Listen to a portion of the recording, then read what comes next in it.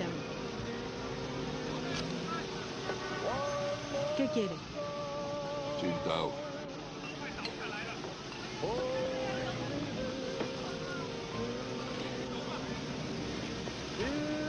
¿Es suficiente? Sí.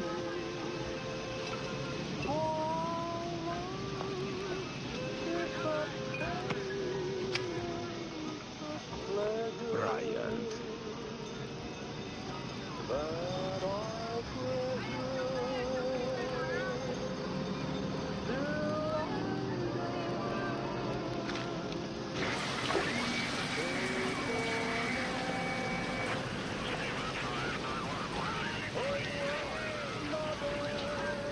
Cielos. Te ves tan espantoso como esa portapiel que dejaste muerta en el camino. Me voy a casa. Aprende de ella. Es un maldito y endemoniado carnicero. Eso es lo que es. Nos faltan 4. Vamos, Gap, andando. 3. Nos quedan 3. Son 4. Está esa portapiel que examinaste en la corporación, la tal Rachel. Desapareció. Se desvaneció. No sabía que era una réplica. Por el implante de su cerebro, según Tyrell. Anda, Gap. Tómate algo por mí.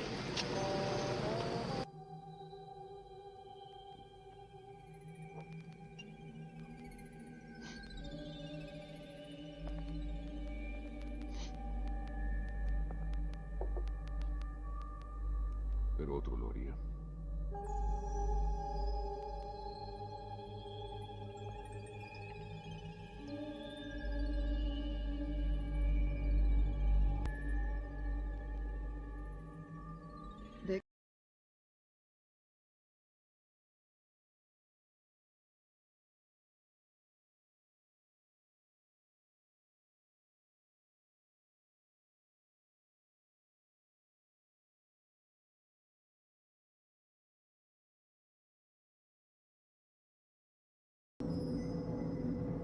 Alfila Rey 7. Jaque mate.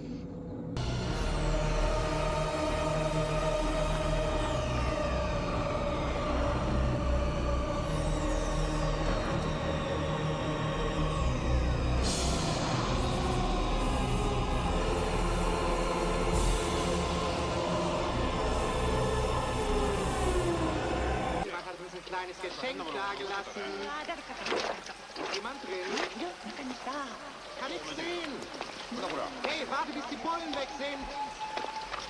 Hey, warte, bis die Bullen weg. El cuerpo identificado con el de Tyrell, arrestándolo. Eso hago. Soy Deckard, Blade Runner. 26354. Verifica con la policía. Un momento, por favor. Muy bien. Todo aclarado. Buen día.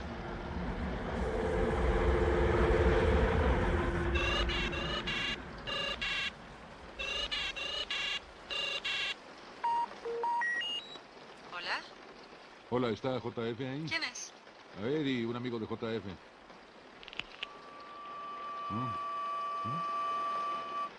It's been frustrating that you can't change the randomization of individual sets.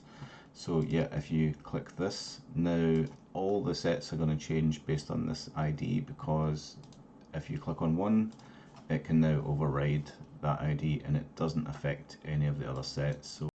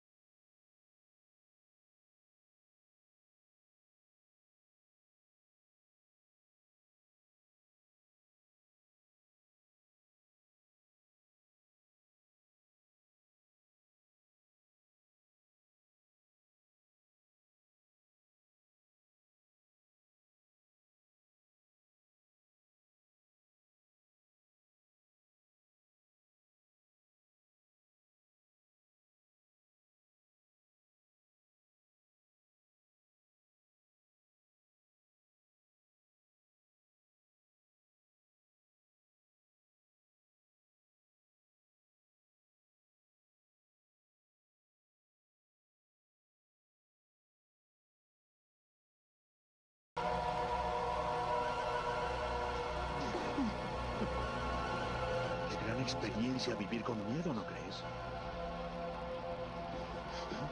Ya comprenderás qué significa ser esclavo.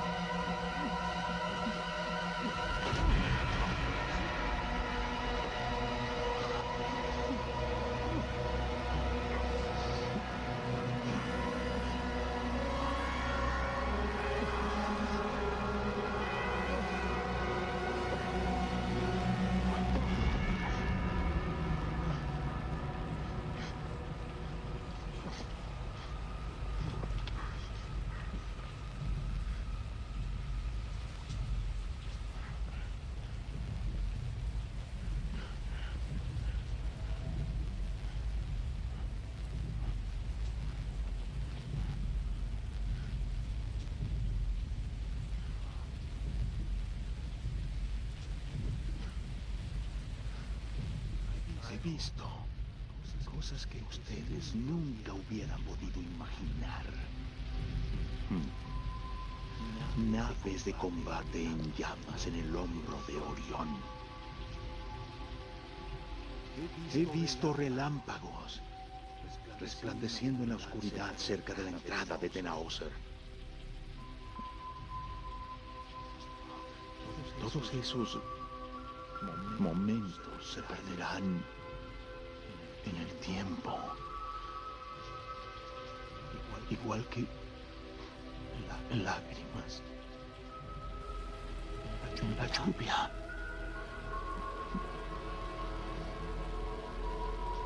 Llegó la hora de morir.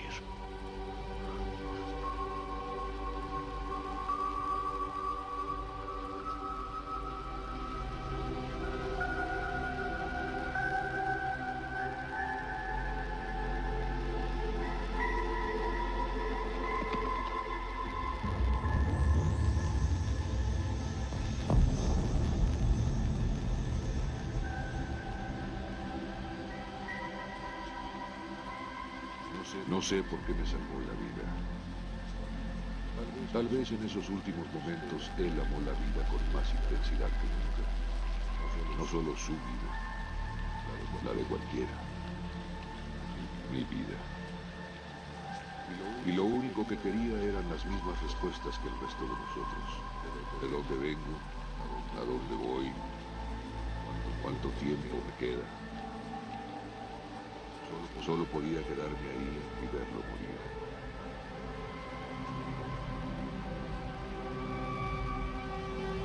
Hiciste un trabajo estupendo.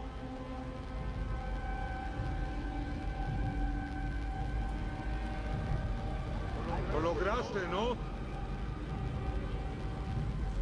Terminé.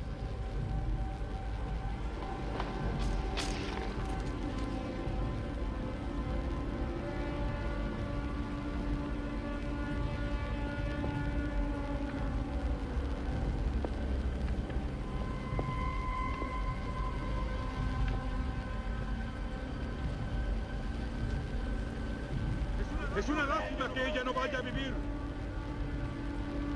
Pero ¿quién lo hará?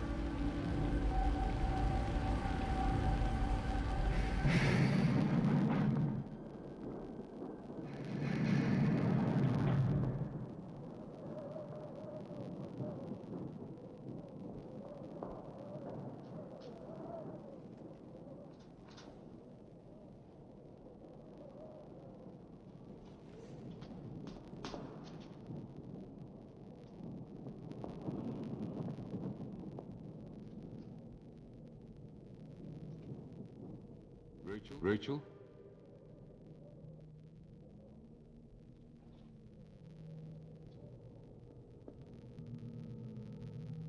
Rachel?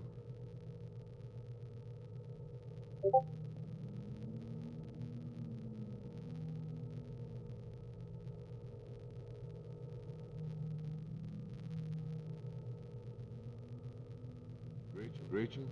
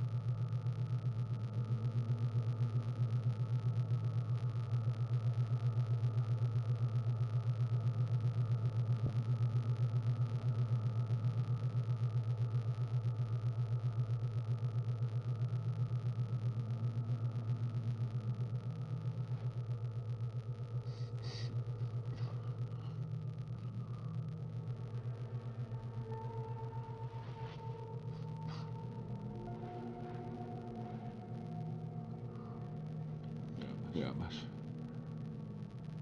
Te amo. ¿Confías en mí? Confío en ti.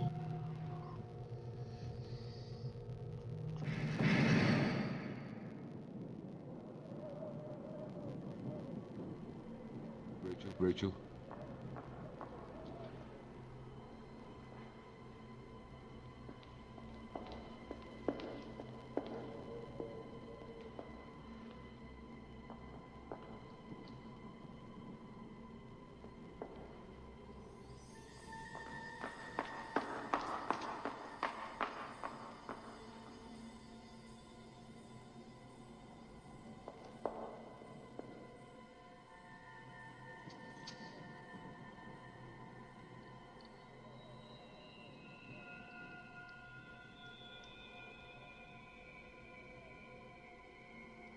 Es una lástima que ella no vaya a vivir. Pero ¿quién lo hará?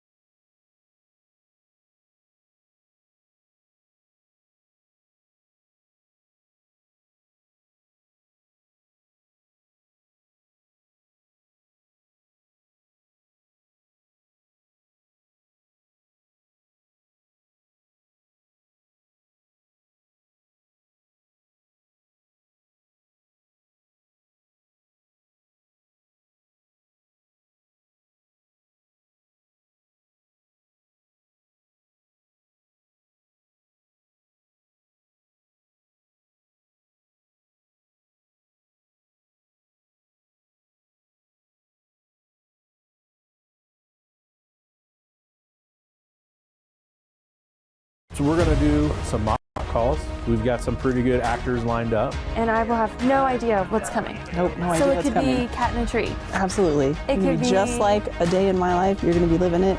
You're going to be doing it. You got this. Okay. Every year in the United States, 911 is dialed 240 million times. 911, what's your 911, what's your emergency? That's roughly 600,000 911 calls every single day.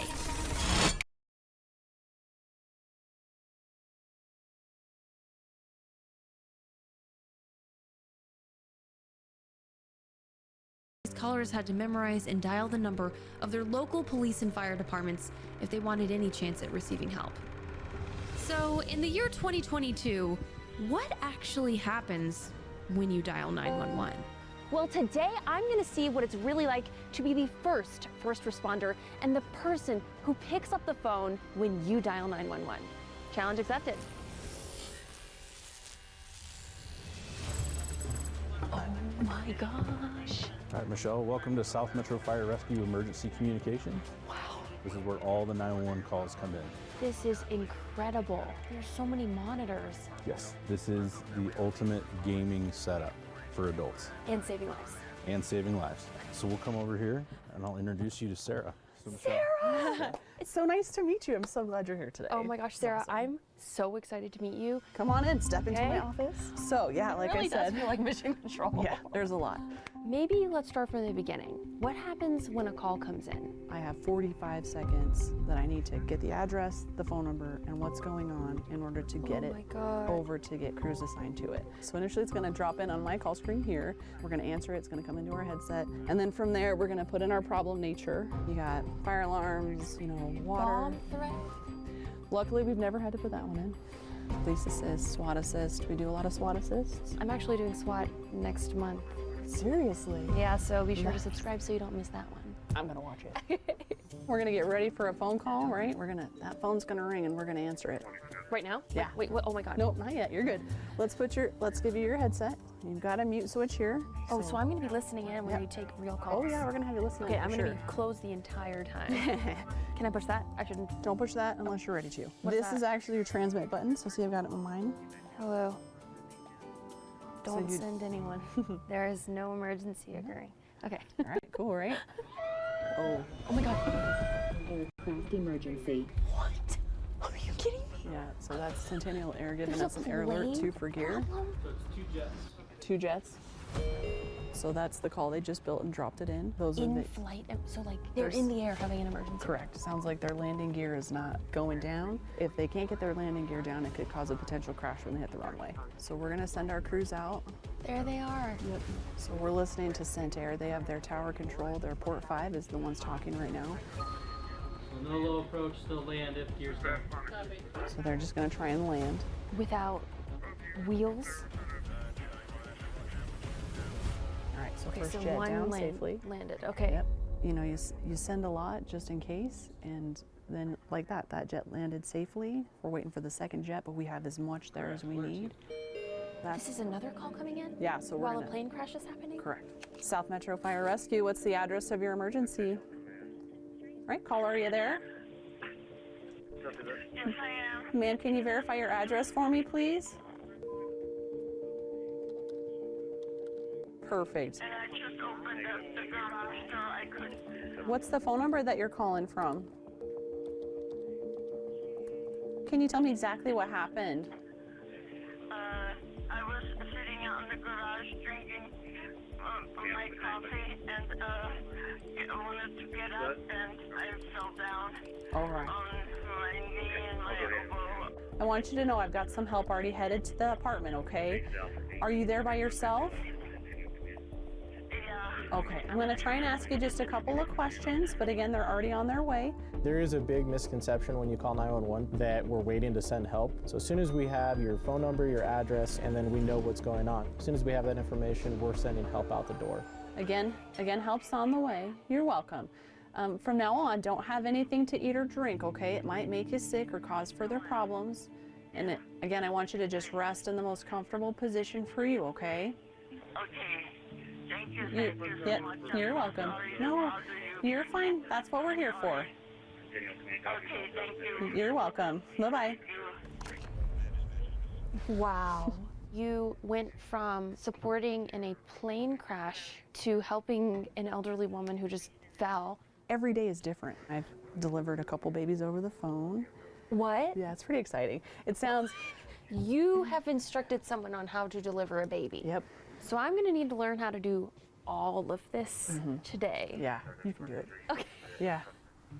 All right, Michelle, so what we're gonna get started with here is some of our pre-deployment tests that can directly relate to what you will do on the dispatch floor. So what specific skills is this testing me on? Data entry, memory recall. We also have some basic map reading. So some multitasking. There definitely is multitasking. Got it. Each time a new emergency message is presented, you will hear a distinctive sound. It's going to give you a scenario, hint, and then I choose. you have to select, is that a police response, fire response, EMS response, or utility response? Okay, here we go. Man throws lamp at girlfriend's head. I mean, that sounds EMS, but did it land? Police. Next question. Electrical power lines fallen down on highway. Utility. But it's in a highway. Woman shoots at her husband during an argument. That seems like an all of the above, to be honest. You have to think the initial call. Now that might lead to other things, but who needs to go right now? You only get one choice. Police, police, police, police. Boom! Let's go! I got them all right. So as we go through other modules, this little screen is going to pop up while you're in the middle of doing something else. Stop. Good luck. Last name, Zachary, Z-A-C-H-A-R-Y. First name, Christina. Everything that we've done so far is part of the call taking process. Someone may only get some information out and then either disconnect or hang up. 981-8752, 428-7516, 438-2861. Girl, 438-2861. Okay, I got all of them correct except one. Not bad. You're that was rocking hard. This. Yeah. Final test, map reading. Giving someone directions without Google Maps? What? What's the most direct route from your location to the West Ridge all of the traffic direction signs? Most direct route. A police officer starts at the intersection of Gateway and 2nd. Oh my God, my head hurts. Obviously, we rely on a lot of technology, but if that technology is not available or something fails, we have to go back old school. I think D. Incorrect! Oh no! Left on 2nd. East on 2nd, right on Gateway. Yes, yes. How many blocks, girl? Okay, 1, 2, 3, 4. First and Bromwell. Yay! 98% accuracy. Based on the modules you took today, you'd be a top candidate in moving on in the process. Okay, cool. You know your way around a keyboard. Okay. You have to be a multitasker. You have to be able to process information very quickly. You have to be able to be mentally strong. The calls that come in are still human and it still impacts us. The federal government actually refers to this position as a receptionist. Not taking anything away from what receptionists do, but it's more than just answering the phone and transferring a call. There's a lot more that goes into it. Oh, we're back. We are back. It's so intimidating, and now I have to stand here. This is now your console for your final challenge. So we're gonna do some mock calls. We've got some pretty good actors lined up. And I will have no idea what's coming. Nope, no idea so it what's could coming. be cat in a tree. Absolutely. It could be just like a day in my life. You're gonna be living it. You're gonna be doing it. You got this. Okay.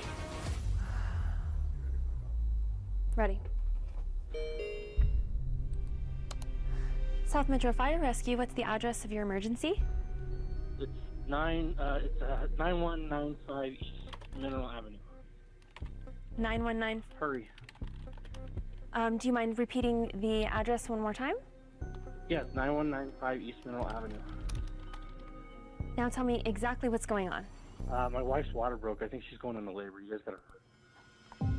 Okay. What should I do? Are you with your wife right now? Yeah, she's here right now. She's laying on the floor. How old is she? She's 32. Is she currently awake or conscious? Yeah, she's awake. She's kind of trying to breathe through it. Okay, so she's breathing? She's having a lot of pain. Yeah, she's breathing. Hold on, honey, they're coming. They're coming. Just breathe through it. Breathe through it, I know. And then that's he didn't mention that, so just hit your green arrow. Perfect, now we go with questions. How many weeks pregnant is she? She's 38 weeks, I think. 38 weeks, third trimester. Can you see any part of the baby right now? Hold on, let me see if I see the yeah, I think it's part of the head. So now you hit your green Did you arrow. start pushing, or? Perfect, now just follow those. Okay, so I'm sending the paramedics to help you right now. Stay on line and I'm gonna tell you exactly what to do next. Okay, I'm ready. Okay, so first of all, do not try to prevent the birth. Do not have her cross her legs. Tell her to not sit on the toilet. Allow her to assume the most comfortable position and have her take deep breaths in between the contractions. As you can, just try to breathe through your contractions. Just breathe, it's okay, keep going. Now, with each contraction, you're going to place the palm of your hand against her vagina. Oh, okay. Now apply. Try to push the baby back in, or? You are going to apply firm but gentle pressure to keep the baby's head from delivering too fast and tearing her. Too fast. Okay, all right, honey, I'm just gonna put a little pressure so the baby doesn't come out too fast. Okay, you're doing awesome. Now, as the baby... Are they coming? They are coming right now, and I'm gonna give you a few more instructions, okay? So as the baby delivers, you're going to support the baby's head and shoulders, hold its hips and legs firmly. Oh man, okay. You can do this. Now remember, the baby is going to be slippery, so don't drop it. Okay, your baby's coming, the baby's coming. Keep breathing, honey, you're doing good. Keep going, go. You're gonna have to tell her to push hard to get the baby out. Okay, keep pushing, honey, push. Go. I've got the baby, keep going. Okay, shoulders are out. Okay, I've got the baby's out. Is the baby crying or breathing? Yes, it's kind of a little bit of crying, not too much. You're... Okay, yep. Now go for the next one. Dry the baby off with a clean towel. So you're gonna dry the baby off with a clean towel, then wrap the baby. You're doing great. Okay, wrap the baby. I've got another towel. In a different clean towel. Okay, all right. You can take a minute if you need, it's okay. Just reassuring helps on the way. Take your time if you need. I know it's painful. You're doing good. Baby's good. She's so pretty. You're doing a great job. You're doing a great job. All right, I think I hear the paramedics at the front door. Should I go get them? Yes, go ahead and let them in. Come on in! They're here, they're inside. Okay, so if they're there with you, I'm gonna let you go. All right, thank you so much. Congratulations. Okay, thank you. Right there, perfect. Awesome job. Just delivered a baby. Oh my God. That was way more intense than I thought it would be. I literally, imagine, what if this was me? You still did a really good job. I've been doing this for 9 years now, and if I get a call... How do you hold it together? Oh, it's practice. Practice and just reminding yourself that we're here to help those on their worst day. Yeah. And that's the best part, right? Thank you. You're a true hero. Since you finished your final challenge, we have something for you. We wanted to present you with an honorary South Metro Fire dispatch badge. Are you kidding me? 100%, yep. Thanks for showing the world what it's like to be a dispatcher. And thank you for saving the world, literally. I love it. I wouldn't do anything else.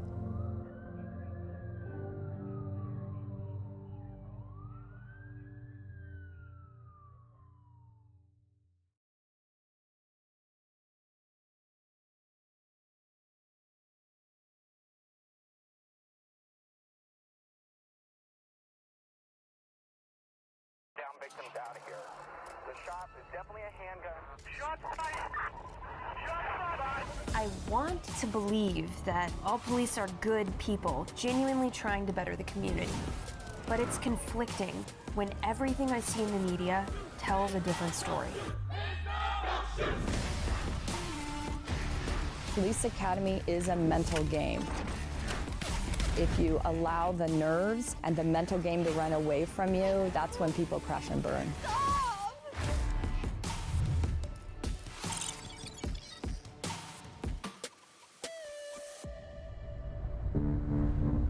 This is a video that I have been interested in doing for a long time.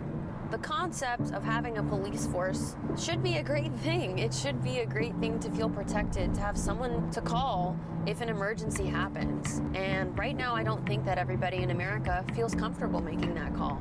I wanted to be really selective when choosing the place and the people for this video. So we are actually traveling to San Diego right now, which is the #1 ranked police department in America. I figure if we are going to be able to have this type of conversation with anyone, it should be the people who theoretically are doing it right. My name is Sandy Albrechtsen. I'm with San Diego Police Department. I've been lucky enough to be there for 37 years. For the next few days, Michelle will experience a small piece of what it's like to be a law enforcement officer. Most people have never done anything remotely similar to what we do. It comes with lots of highs, lots of lows, and the police academy is a mental game. If you allow the nerves and the mental game to run away from you, that's when people crash and burn.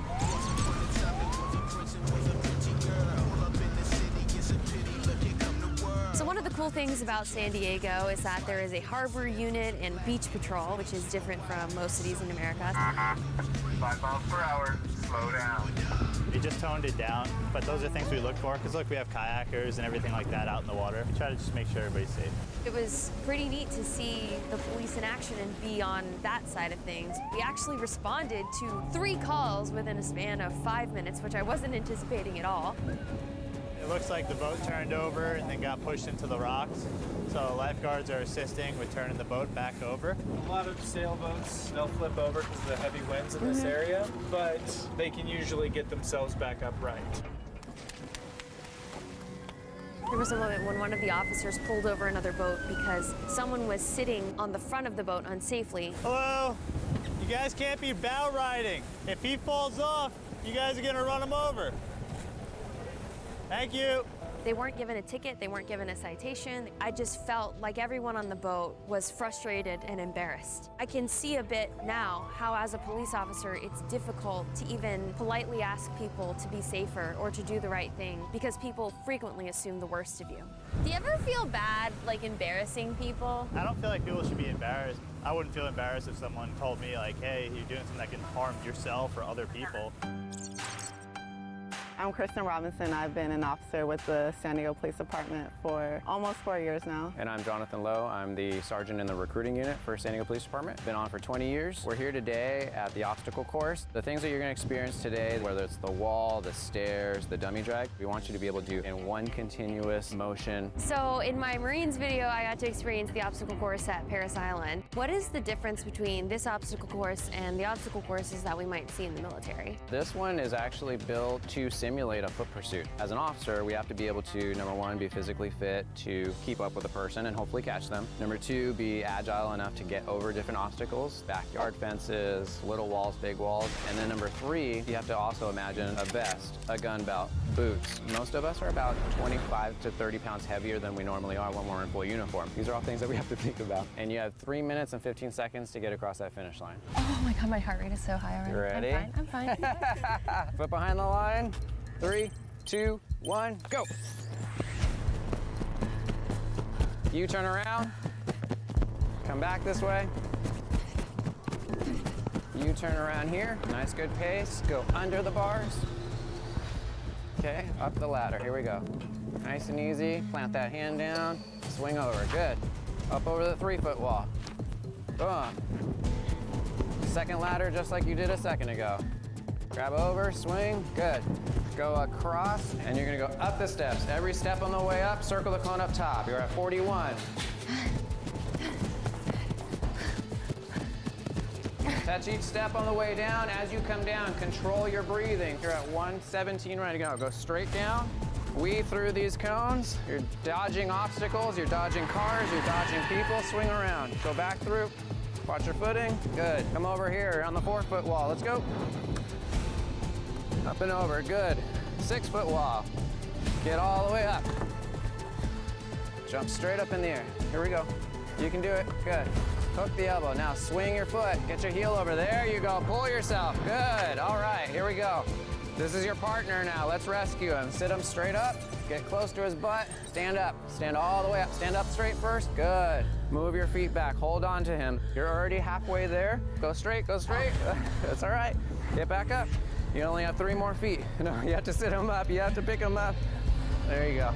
And good. All right, let's go. All the way around, swing wide. Go around that far cone. 231 now. Let's go. Here we go. Let's go, Michelle. Last little sprint. 100-yard sprint. We're going to go down around that far column. All the way. Woo! 3:05 with 10 seconds to spare. Good job. Right here. You're too tired. There she is. This is what we tell folks. You're at the end of the course. You just caught the guy. But now they're gonna fight you and you have to get handcuffs on him. A lot to think about. Yeah, 3 minutes. That was 3 minutes of being a police officer. I'm Casey Moss. I work for the Firearms Training Unit at San Diego Police Department. I've been on the department for about 7 years. I'm Sergeant Chris Serow. I'm the Range Master for the Firearms Training Unit, and I've been with the department for 29 years. This is what the recruits in the police department are being issued. This is the Glock 17 Gen 5. It's a 9mm semi-automatic handgun. I think people believe that shooting is so easy that I could shoot your shoelace off your shoe. When you start thinking about moving targets and accuracy, it's not like what you see in the movies. It's much harder and takes much more concentration.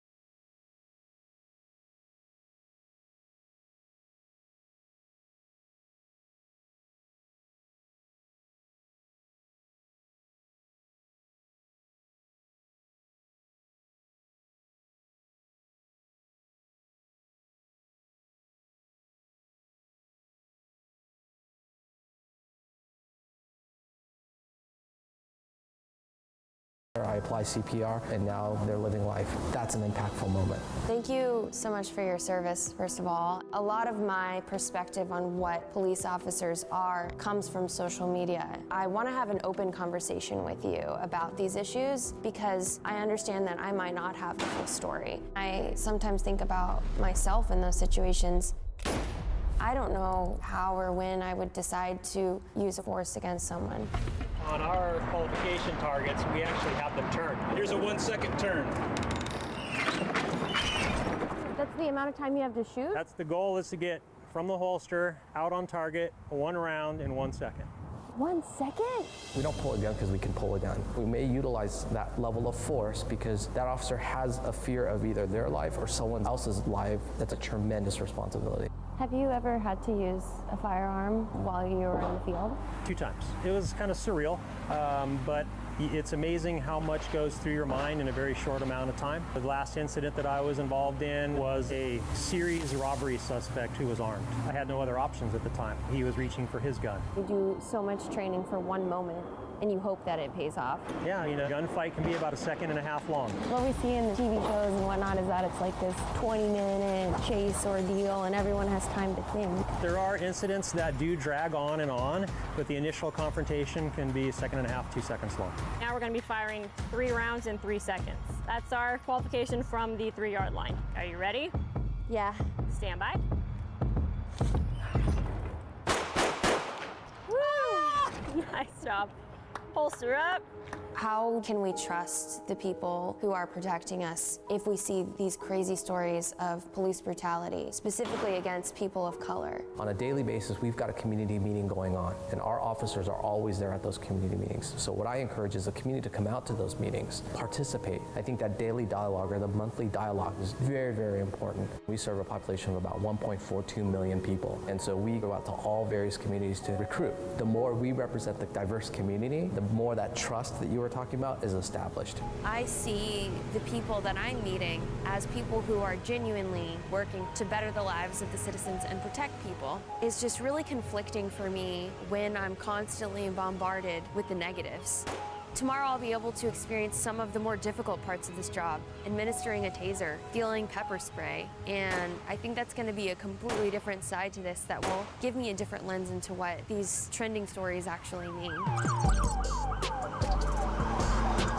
We're going to start out with a little skid training, and then after we're done with that, we're going to do some pursuit driving. The top priority is safety for the public, but we also want to make sure we catch the bad guys, and that's what we're going to show you what to do. How often have you chased someone in a car? About once a year, I guess, for me in my career. I was actually a participant in one of the most high-profile pursuits with San Diego PD, which was chasing a stolen tank through the city. A stolen tank? A stolen M60 tank is plowing a path of destruction through city streets. Police department, everybody go back in your house, get off the street. He had military experience, and he was crushing cars and running over RVs. No one got hurt, thank God, but yeah, he was driving all over the city. Holy cow. So this was several years ago. It's on YouTube, actually. We're going to do what's called oversteer. So this is when the rear end pitches out, you know, drifting, power slide, fishtailing. You're coming through a turn too high, and then you lose that adhesion of the tires to the pavement. The rear end's always going to go to the outside, and you steer towards the rear. So we'll start bringing the speed up just a little bit. So you feel it starting to break. Steer, steer, steer, steer, steer. Jesus. Oh my God. So the car stalled because the computer shut us down. It thinks we crashed. So go ahead and start. It thinks we crashed. Great. The instant you feel that rear end brake, you have to steer into the skid. It's fun though, right? It is fun. It's better than the teacups. What's a teacup? Oh, at Disneyland. Here we go, number 2. Let's do it. So when I say steer, you steer like your life depends on it. All right, here we go. Pick up speed. Steer, steer, steer, steer, steer, steer. Keep looking over there. Whoa, hire me fast and furious. Not bad. You're doing good. You're doing actually better than the average recruit that we get behind the wheel. Okay, great. So we are done with the skid training, and now what we're going to do is show you how to chase bad guys in a police car. In addition to chasing a bad guy, we're going to have what we call an interference vehicle out there. They have their windows up, their stereo on, they're not hearing the sirens, and they're going to pull right out in front of you. So you need to be able to stop and clear that intersection, basically is what we're teaching you to do. So we're going to do 3 laps. With each lap, we're going to progressively go a little faster. One of the things I'm going to expect you to do is just kind of call directions. Northbound Jones Street, whatever you want to say. Get on the radio. Say I have a failure to yield stolen police car. Failure to yield stolen police car northbound towards C3. Okay, good. Now here you're going to start out wide and come in on the apex of the turn. Keeping your eyes up, drift in, and then all the way to the floor. So here in this little straightaway, stay on the outside portion of the lane. Good. Brake in a straight line. You're going to come in on this inside portion of the turn and let it kind of drift out. Eyes up high, all the way to the floor. The interference vehicle is probably going to be in play here soon. So if you see another police car coming at you, make eye contact and stop. Oh my Christ. Here comes that interference car. Stop, hit your yelp button. Woo! We don't want to be so focused on the suspect that we don't see a car exiting a driveway, a kid on a bicycle, a ball rolling into the street. Again, safety is the #1 factor here. You don't want to get tunnel vision. You don't want to get so into the pursuit that you kind of lose what's going on around you. Yeah, I mean, I can't imagine doing this with like people and pedestrians. It's a different game when you're out there. There's this adrenaline dump that hits us all. You get excited, you start breathing real fast, but as a police officer, you're thinking about putting all the information out to your partners, coordinating with the helicopter. We want our officers to be in control at all times when they're pursued. Physically, over the car, and emotionally with all the adrenaline and the stress that's happening. Come in on the apex. Good. Oh! Almost did a little oversteer there. I hit a cone, damn it! Did you? Yeah, you did, didn't you? You're getting kind of... Getting too comfortable. When you get in the moment here and all you want to do is catch the bad guy, it's easy to kind of get that tunnel vision. All right, Marty, good job, brother. This was really fun. You did good enough to pass pursuit drive. Really? Yes, you did. We need to get her a real badge. She's ready to go. I'm gonna refrain from that responsibility.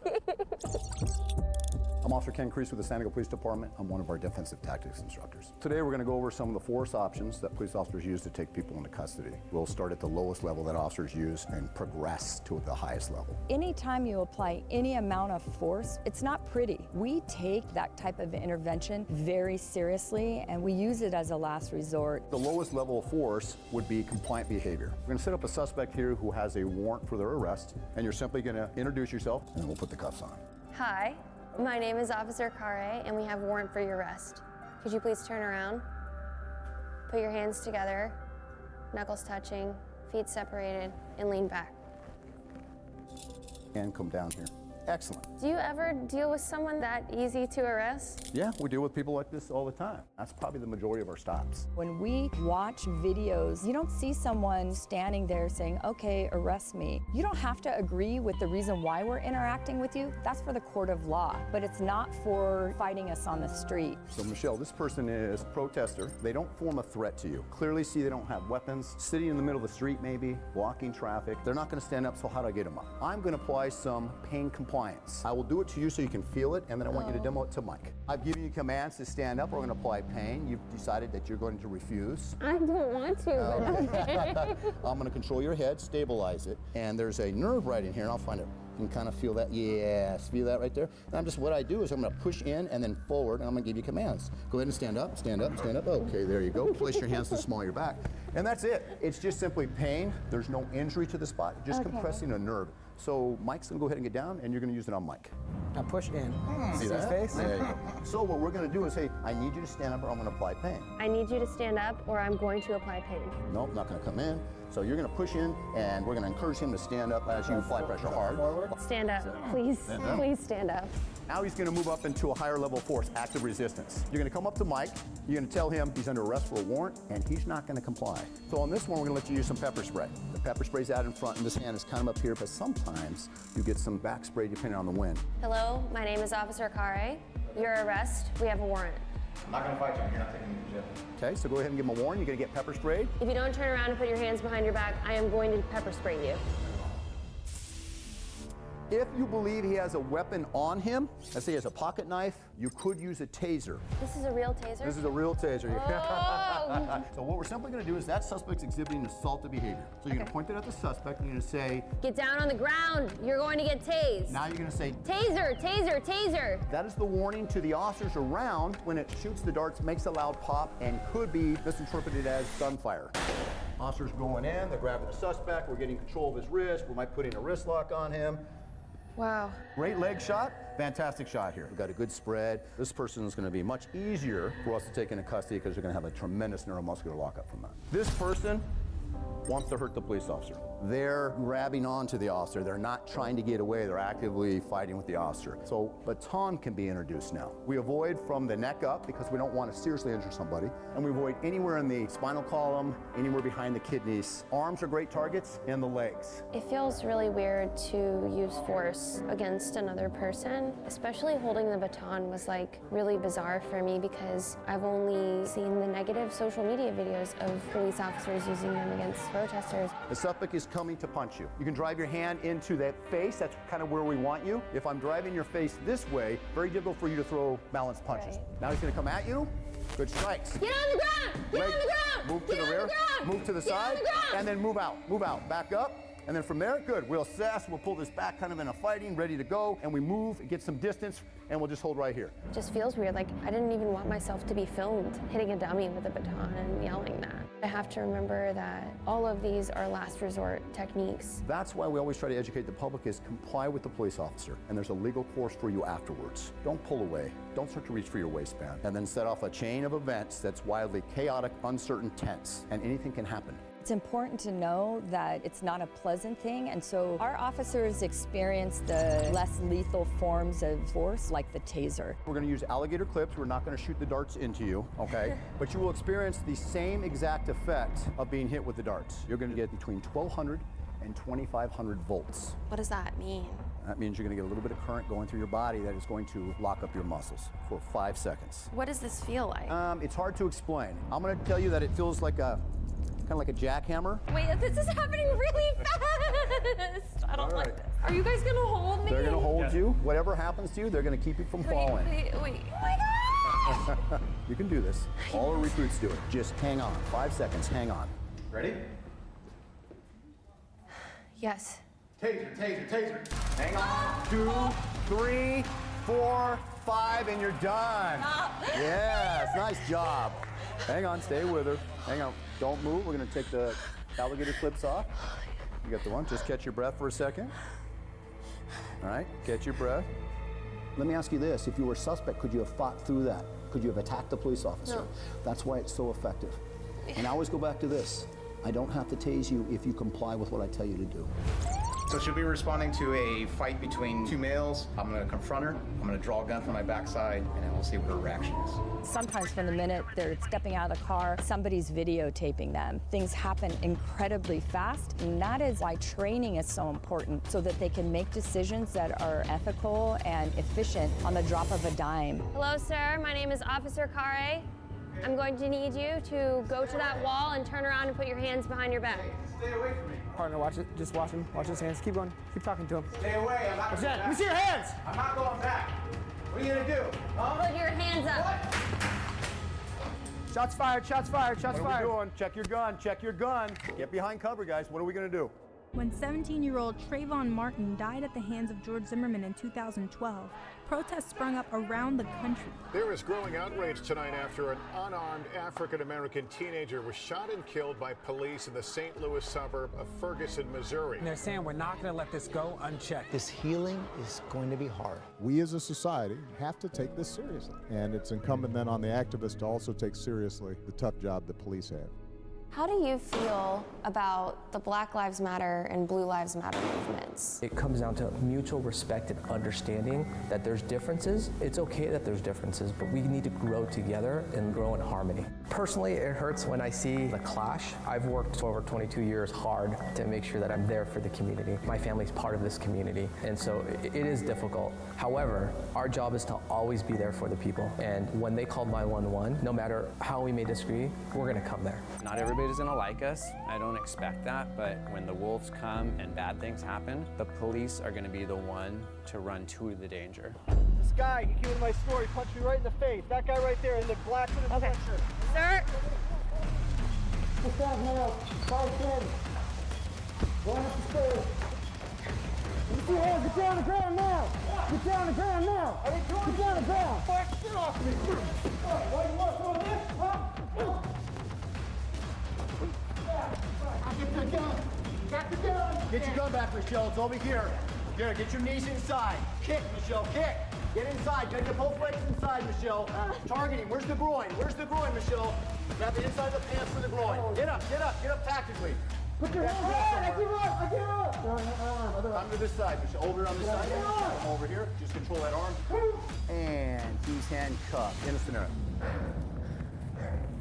We did not rehearse that. She did really good. She hasn't gone through any professional training prior to this, and she's got that kind of a survival mentality. So when she got overwhelmed in here, she just went to her natural instinct, was striking, keep moving. It's what we encourage people to do. She got some distance. She then was able to get back into the fight and help her officer. So did a wonderful job. She really did. What was the suspect doing to your partner? Was he punching him, striking him? I don't even remember. Yeah, don't even remember. It happened so fast. If I had you write a police report right now, how detailed would that be? Be kind of difficult. You'd have a lot of gaps of time in there because I don't remember all that. Yeah. Doesn't mean the officer's lying either. I'm Sergeant Michael Bells. I work at the in-service training unit, and I'm one of the active shooter instructors for the department. We're going to set up a scenario where you and I and another officer are all going to respond to an active shooter call. If we see him, we're going to engage with him, and if he sees us, he's going to try and engage with us. Especially with all the shootings that are happening, especially Parkland. I've met students from there before. It feels very real. My name is Francisco Roman. I'm a police officer with San Diego Police Department. On June 23rd of 2018, me and two of my partners responded to a domestic violence call at a condo complex. So we were responding to an active shooter incident. Our suspect is wearing a black sweatshirt and tan pants. Once we get there, we start knocking on the door. No one answers. We see two deadbolts on the door. So that's the first red sign. We're like, it's kind of weird. Josh, we're going to clear this first room on the right. You cover the hallway. Okay. You see anybody on your side? No. Is anyone behind the couch? No, my side's clear also. Let's keep moving. Next, we start smelling smoke. So it goes from domestic violence to now it's possible fire inside. So we call for the fire department. Josh, why don't you lead into the next room? I'm covering the hallway? Yep, go ahead and go. So the first firefighter gets up there. Before we even open the door, you kind of get the little hairs in the back of your neck stand up. He breaks the door open. The door swings open. He takes a step out of the way. And we immediately start getting shot at with an AR-15. Josh, you got anything on your side? Hey, it's out here, it's out here. Where'd you see him go? To the left. The person inside continues to shoot through the door and through the wall at us. Hits one of my partners, Danny, by him. I look, I see him fall, and there's two things that run through my mind. Either he's seriously injured or he's dead. Hey, we got one hit, one hit. He says, I can't move. He lost all the feeling in his entire body at this point. Trying to drag him out of the way, and we're still getting shot at through the wall. Come on, Danny. Michelle, step off to your right. You're gonna hold the hallway for us. Josh and I are gonna start clearing these rooms. We get to the end of the hallway where there's a window. So my other partner, Sean Bogerman, he sets himself up on a small little balcony to provide cover for us. The guy pops his head out and starts shooting down the hallway. Hey, he's here, he's here. Stay on him, stay on him. I feel like a sharp pain in my shoulder. I look down at my shoulder and it's like cherry red, just leaking blood. I didn't realize that I was shot 2 more times in the chest and through the neck, and it came out of my chin here. You didn't even notice. I didn't feel it. At this time, Danny starts to get some feeling back in his body. Danny dives out head first, and then I follow. It was about like a 20-foot drop. They immediately rushed us to the hospital. They put me in a medically induced coma. 2 days later is when I woke up. That's when I realized, oh, I'm in the hospital, so I'm alive. Is he still there? Let's go move out. Let's move after him. Let's move after him. He's down. Even just doing this active shooter drill was terrifying, and I knew I wasn't going to die. What do you wish people knew about being a police officer when social media is populated with one story about who you are? That we care. We genuinely care about the community. We understand that as police officers, we meet people at the worst time of their lives and want them to feel comfort that we're there and not be scared of us. I mean, we walk into every call with the mentality that everybody gets a fair shot. I personally like to think everybody's good. Unfortunately, it always doesn't work out that way for us. My name is Josh Defoe. I'm a sergeant with the police department. I work in our training division. And so what is our final event for today? So the final event today, you'll be pepper sprayed. We do this to the officers in the police academy for a couple reasons. First is so they know what it feels like if they accidentally get sprayed by, say, another officer or even a bad guy. And so they know what the suspect is feeling. So when the suspect says, my face really hurt, they understand that it does really hurt. I'll say cover one eye. I'll give you a little blessing of pepper spray. You'll go over to Officer Roten, hit that bag. Okay. He's gonna move around as if he was a suspect out in the field that you have to fight with. From there, you go over to Officer Crease and you have to handcuff him. Okay.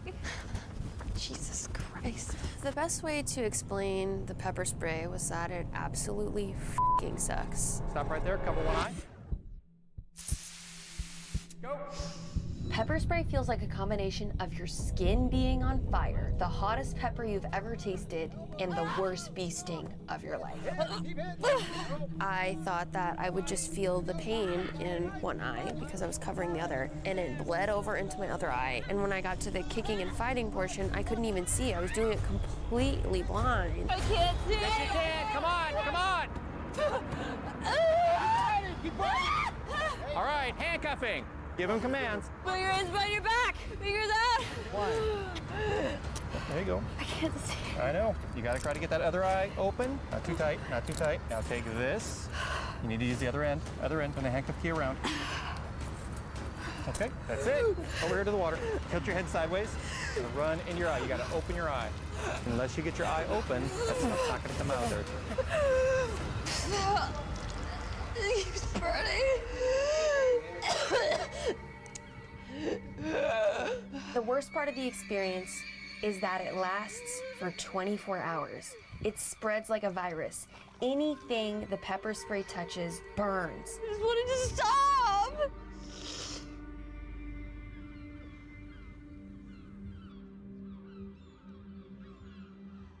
I kind of had a misconception that this might be a little bit easier than the military training I've done before, and it was still very, very hard. The gas chamber of the Marines really, really sucked, but it was over a few minutes after we got out of the chamber. It's been about half an hour, and I still feel like my skin is going to burn off my face. I think it would definitely take me a really long time to train the muscle to run towards danger. When I first heard that Michelle was going to train with us, I was really excited for the opportunity so that Michelle's audience can see the perspective of an officer. I think what Michelle learned is how much stress an officer goes through, how many different things are happening all at once, how things can change in the blink of an eye to go from a casual contact to some deadly encounter, and officers have to be prepared for all those things. It's really unfortunate when police brutality occurs, and I will continue to use my platform to fight against that.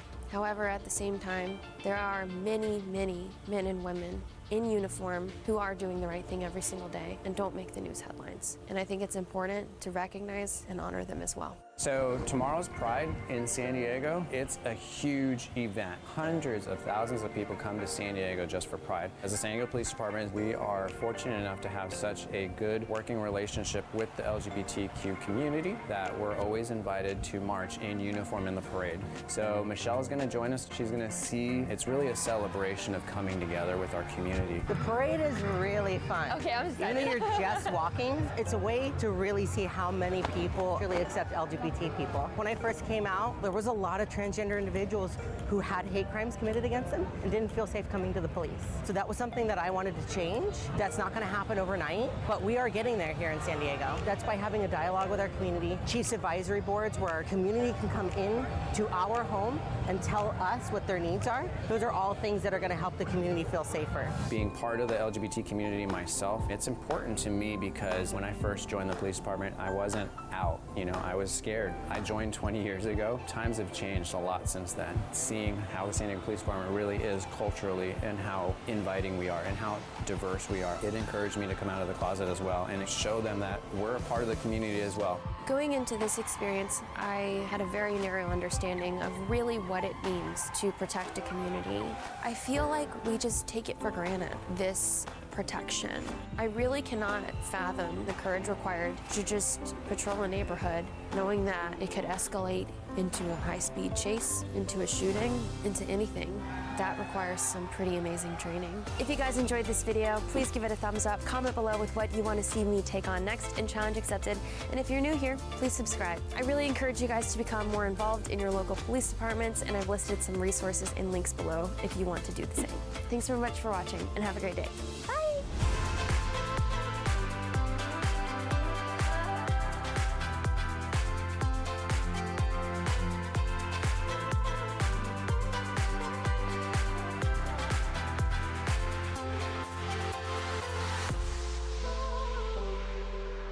So we're going to do some mock calls.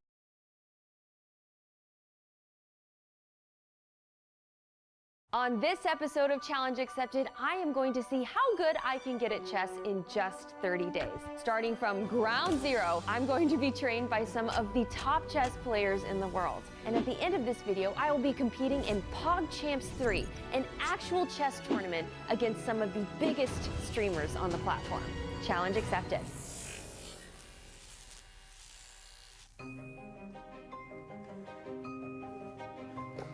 Hi, Michelle. Hi. My name is Levi Rosman. I'm an international master, and I'll be your coach through this challenge. So I've been playing chess since I was 5 years old. I played my first tournament when I was 7. I've been in the top 5 for my age in the United States for basically my whole childhood, and I was number 2 in the country when I was 12. How much chess have you played? I know how the pieces move. I know the knights go in the L and the rooks go like that. Here and here. And then the bishop goes here on the diagonal. And then the queen is just like a baller who goes wherever. Why don't you and I just play a game? It's not necessarily a fair fight, so I will wear a blindfold. For the whole game? Yeah. Pawn B3. Larson's opening. Maybe you aren't such a beginner after all. I'll go pawn to E5. Okay, I hope I'm doing this right. Okay, my turn. How about knight goes from B1 to C3? I'll play bishop to C5. Bishop. C5. You go so fast. You're blindfolded. You know what? Okay, how about this? Pawn A4. I'll go pawn to D5. Okay. Knight goes from G1 to F3. You're attacking my pawn. I'll push that pawn from E5 to E4. Knight E5. Queen to F6. Pawn F4. Queen takes pawn. Bishop B2. Okay, so I could take your knight with my queen, but I think a better move is queen F2, checkmate.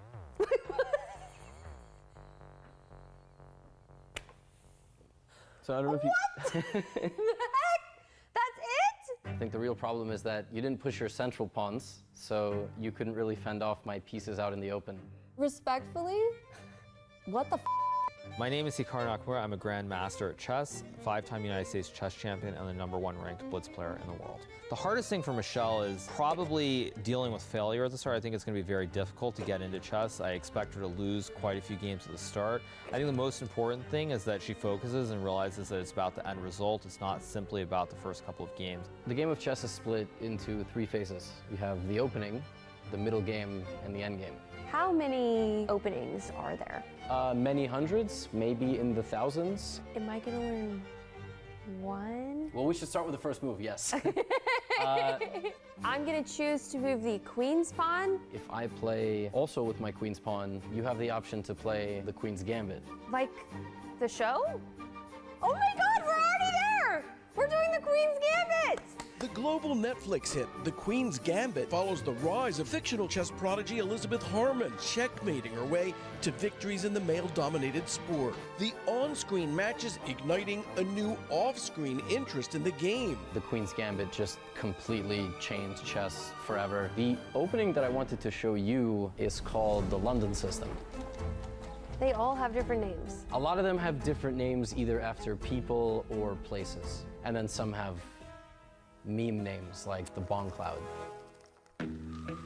So the Bomb Cloud is an opening where both players move their pawns to start the game, pawn to e4, pawn to e5, and then the player with white will move their king up 1 square. You don't play it seriously because it violates every principle. Not only do you block your development, you also move your king into the center of the board. The more memes in chess, the better, because that way we can piss off everybody who's gatekeeping it.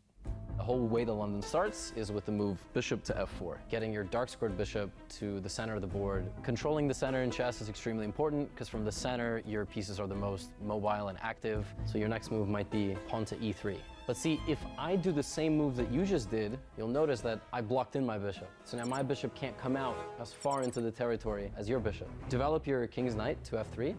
Now finish your pyramid of pawns. And the reason you do that is so that you can park your light squared bishop in the small house that you built for it. Oh, that's so cute. Look at it. Yeah. Already, I feel like I can see how to move better across the board. So for the following week, I spent at least 4 hours a day playing chess online, doing puzzles, analyzing my games, and taking lessons with some of the best chess players and coaches online. And after only a week, I am already mentally obliterated. It's 2 moves, 3 moves, sacrifices. Your threat is g5, which will kick the knight. During the time of Queen Isabella, actually in Spain, go find somewhere else to swim. Yeah, and I apologize if I went a little too fast, or sometimes I get excited. I'm just gonna destroy you. And before you know it, you're speaking chess. What we'll do for this lesson is just kind of start training our tactical vision. This is standard, right? Like the most universal first move, black plays e5. Generally what you want to do, if you can, is put 2 pawns in the center and you can take back with the queen, but you do not want this. Because... Okay, so queen f6, this is offering a queen trade. Why? Because if we take the queen, they can take back with the pawn and the knight. Now, bishop here, so this is a super important concept. If you go queen here, now the bishop does come out to attack the queen. Is it protected? Yes, by the pawn. Oh god, oh my god, by the, oh, so then the queen has to just like retreat or go elsewhere anyways. Yeah, but it can't because look who's on the same diagonal. Oh my god. So that's something called a pin. It's the 4th move of the game and we've lost our most powerful piece. Fantastic. What would you take this with? You would take it with the bishop because then the king has to take that pawn and bye-bye. Bye-bye. Because the queen's there. Yes! However, Oh no. queen is better. But why? The king can escape if it's a bishop. Oh Very my God. good. Yes, a queen boxes the king in like this. That's what you have to remember. All these squares are occupied, and it's checkmate. You win the game. Okay, again. D4. Bishop C. Okay. Today I wanted to sit down and just practice some of my techniques at a physical board because I got really sick of using the computer. When you play on the computer, after every game, it tells you move by move what you should have done. And while that's an incredible tool, it can be very exhausting and makes me feel like an idiot. Checkmate. Checkmate. There is a perceived stereotype that people who play chess are very smart. Therefore, if I'm bad at chess, I'm stupid. Chess is historically associated with the highest degree of intelligence. Yeah, that's absolute bullshit. Checkmate, bitches! Every single high school movie would portray the nerdiest, most socially awkward people as the chess team. And that was the stereotype that everybody who liked chess had to deal with. I didn't like sharing with people that I was a competitive chess player and that I was spending every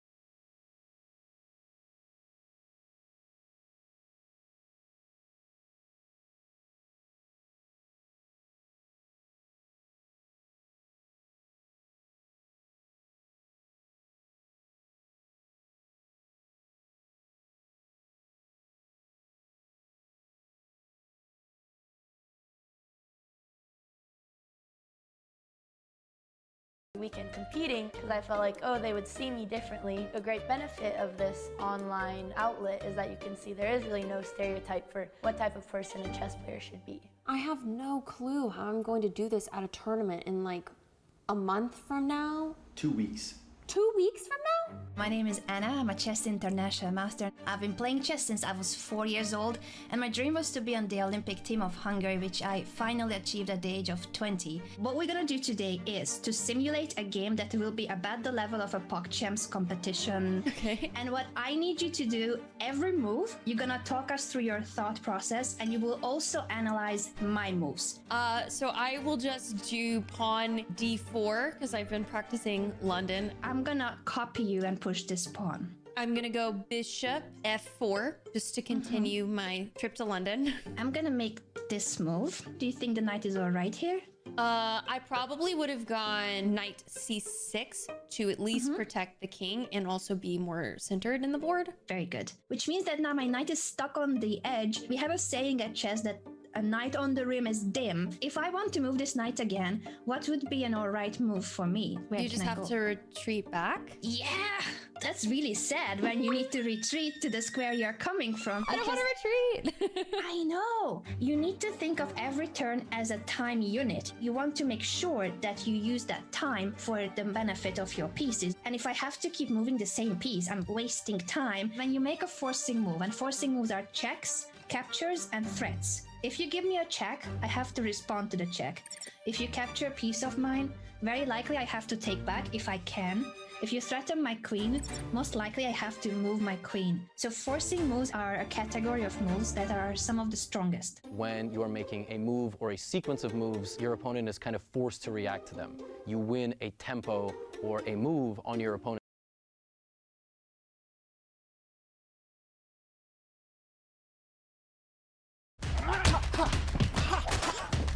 That's me. And this is Michael Jai White, the greatest martial artist in Hollywood. For the next 24 hours, he's gonna teach me how to become a martial arts movie star. Because that was my childhood dream. This is crazy! And then we're gonna make a fight scene. But first, Michael has something very important to confess. There's so many times when I would do what would work in real fighting, in movies, and it didn't work. Can you demonstrate? Sure, yeah. Okay. Just So we're sparring? Yeah, we're sparring. You just Okay. block. Whoa! Okay? Like say, see, that was one of my favorite kind of techniques. That was not fake, by the way. That was an actual kick. Oh, I didn't kick him. I didn't kick you hard. No, but I didn't see it coming. Because you've blocked the round kick. Used to doing this a million Right. times. So Yeah. I may switch that. Yes. But it looks like crap on film. Why? Because it just looks like somewhat of a sloppy front kick. Right. But like one of my favorite kicks is that one. Okay? Wow.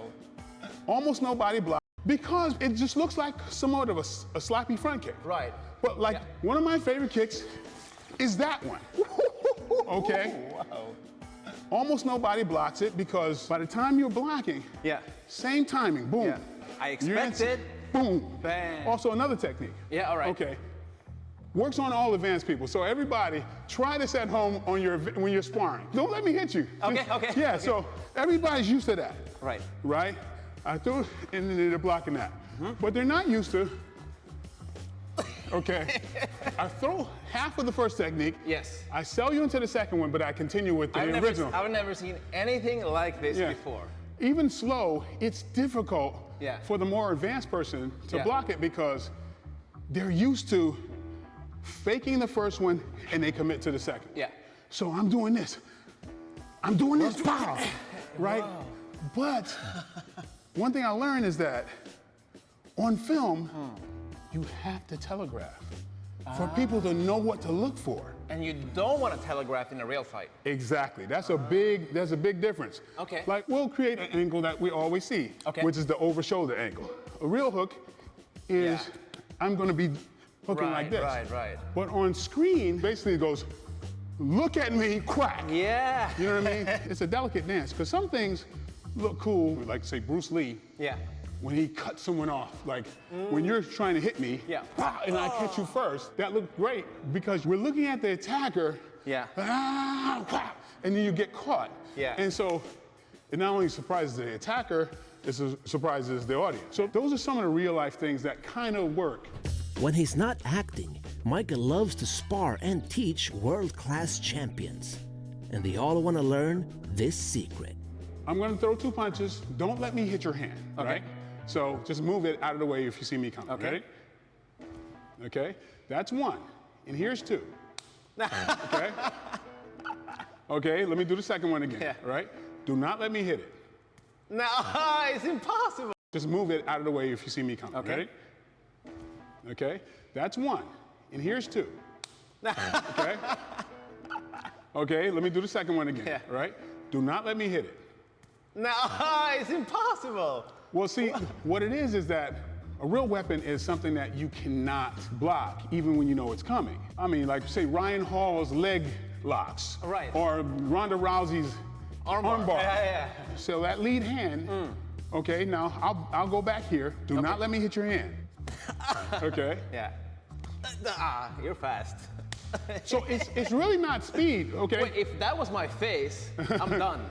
Exactly, that's the idea. Is if you know it's coming and you can't move your hand out of the way, you'll never move your chin out of the way. Right. So why is this particular punch so hard to stop? Because you can't tell how close something is coming directly at you. And if I move this, you see that. But if this is moving forward, right? Yeah. And then I turn my hip and shoulder at the last second, you don't know it is traveling towards you. Wait, so that's the opposite of what most people do. Exactly. They start with the hip and end with the hand. Which is, it's got its place, but the punch you don't see coming is the one that knocks you out. Yeah. I mean, you can even do it with kicks. What we have a tendency to do is to commit the hip early. Okay, so let me show you for a second. Okay. Okay, just spar normally, right? Yep. So when I do this, see the reaction, right? Yeah. So I'm still sparring, right? You didn't react just now. Ah, no. But half of my kick was done. Yes.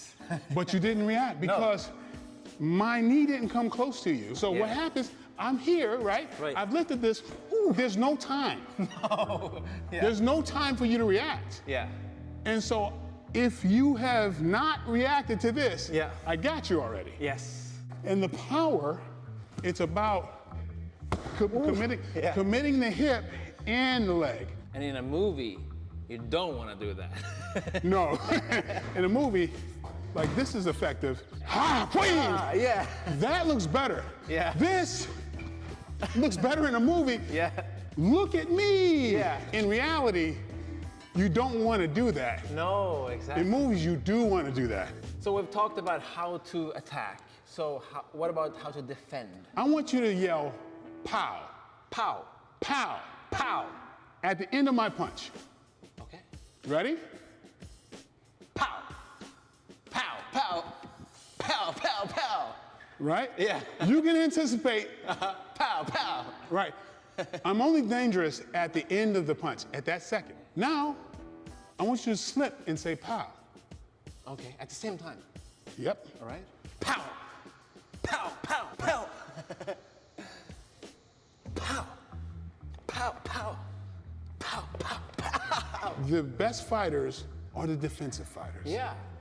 They take advantage of the other person's flaw. Yeah. So I'm connecting that sound to the movement.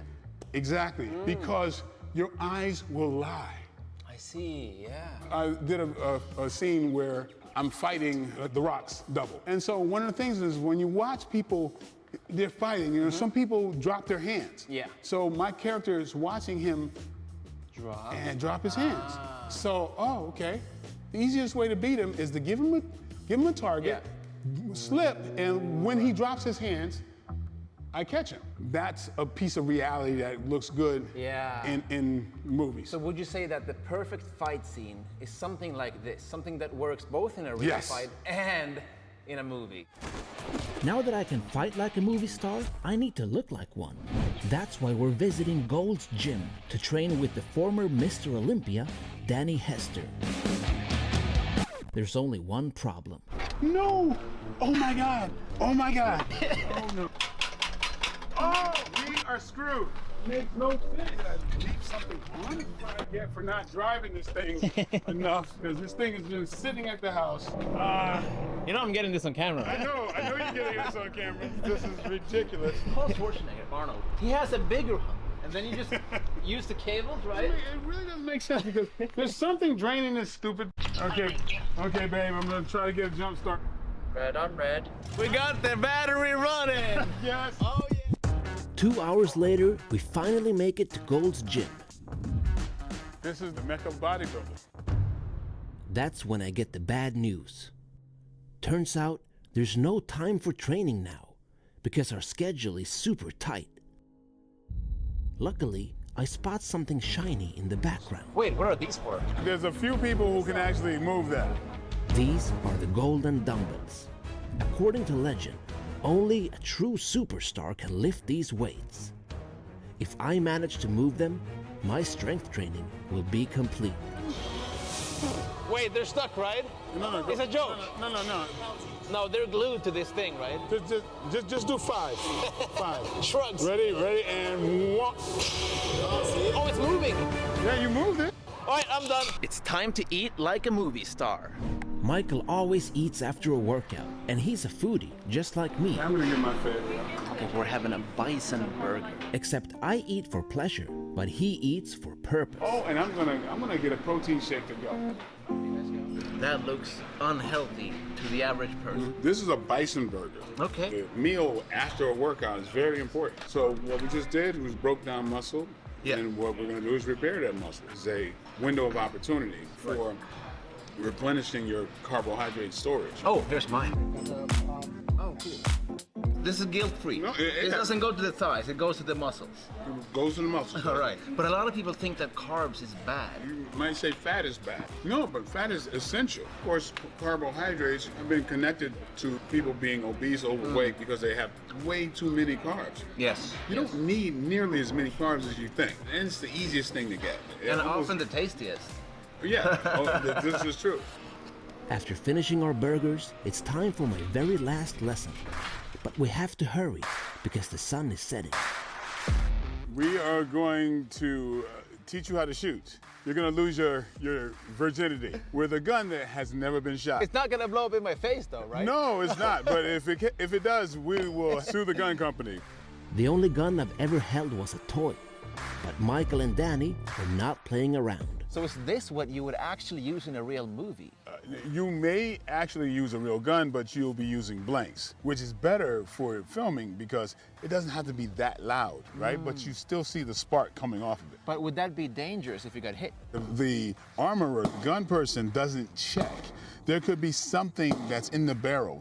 And, you know, famously, we lost Bruce Lee's son that way. A lot of the movies I do, I'm not even shooting anything. No? And so we're making it seem like, that's special effects. Yeah. After.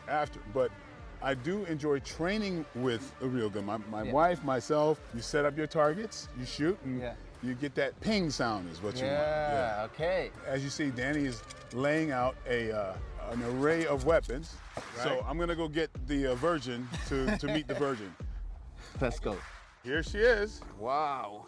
Okay, so I want you to take this in your right hand, always keep it there. Now you're gonna take the clip, slam that in there. There you go. So now I want you to aim. When that target is in between this, and the target, I want you to squeeze the trigger.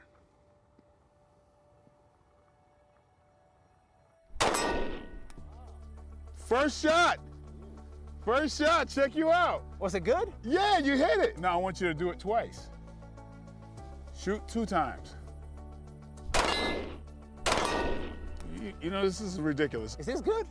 That's very good. Honestly, I've never done... Like, seriously. Just keep going. Okay. This is ridiculous.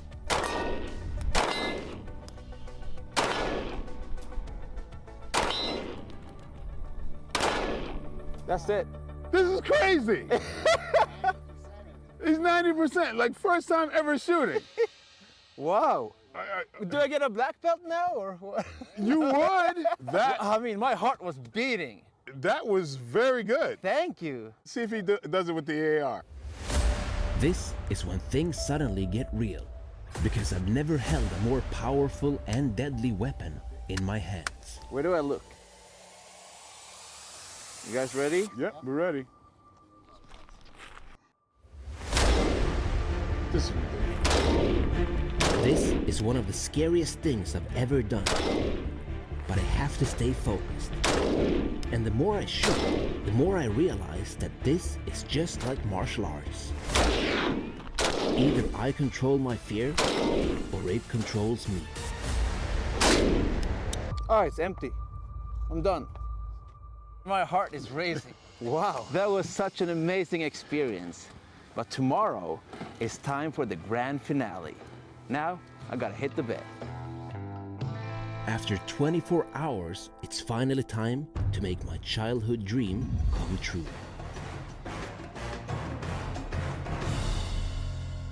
Mike, I'd love to do a fight scene together. Okay. A few things that you should always know about a fight scene. Every good fight scene should tell a story. Okay. Whether it's revenge or self-defense or competition. Right. See, the audience has to know who to hate and who to root for. So naturally, since you're just starting out, you're gonna have to play the bad guy.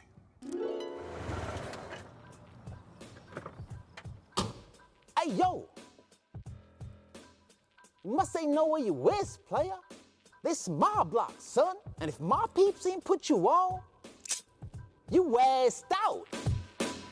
Nah, that doesn't work. I'm not buying you as a boy in the hood. No? No. Even though you do have a very hood name, kind of like Leroy, or the Blues. Black people don't even use it anymore. Okay. But plus, you look too nice. Yeah. You know what? Okay. What we'll do, we'll do like Enter the Dragon, right? We'll be two warriors meeting in a test of Mortal Kombat. We can't say that. It will be sued. Okay, well, two warriors meeting to see who's the best of the... No. Undisputed? No. But I was in that movie. That don't last two. Right. Oh, okay, all right. Enter the Black Dragon. Yeah. So what we'll do, we'll find... Sounds kind of corny. Huh? Oh, nothing. What we'll do is we'll find, just like with Bruce and Chuck, we'll do the fight scene in a really big arena. But we only have 2 hours. And I ain't got no money. Well, we could just use this park right here.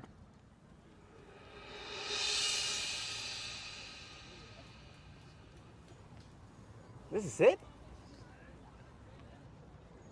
It's a stadium.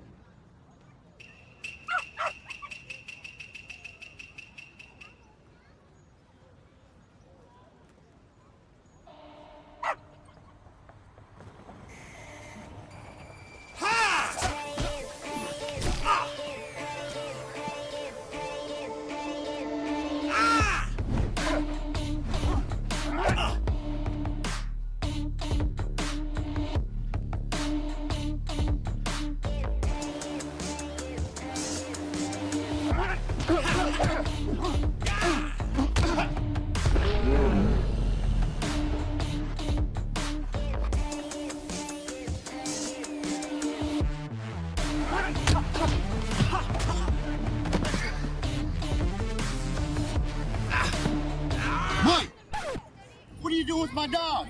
We had to use her to start the fight. Come on, man. You know, like Enter the Dragon. But it's the Enter the Black Dragon. Right. And Yeah. This one's Enter the Black Dragon. Yeah. Come on, man. She's got to end the fight. Don't be like that. Danny, I'm sorry. I'm sorry.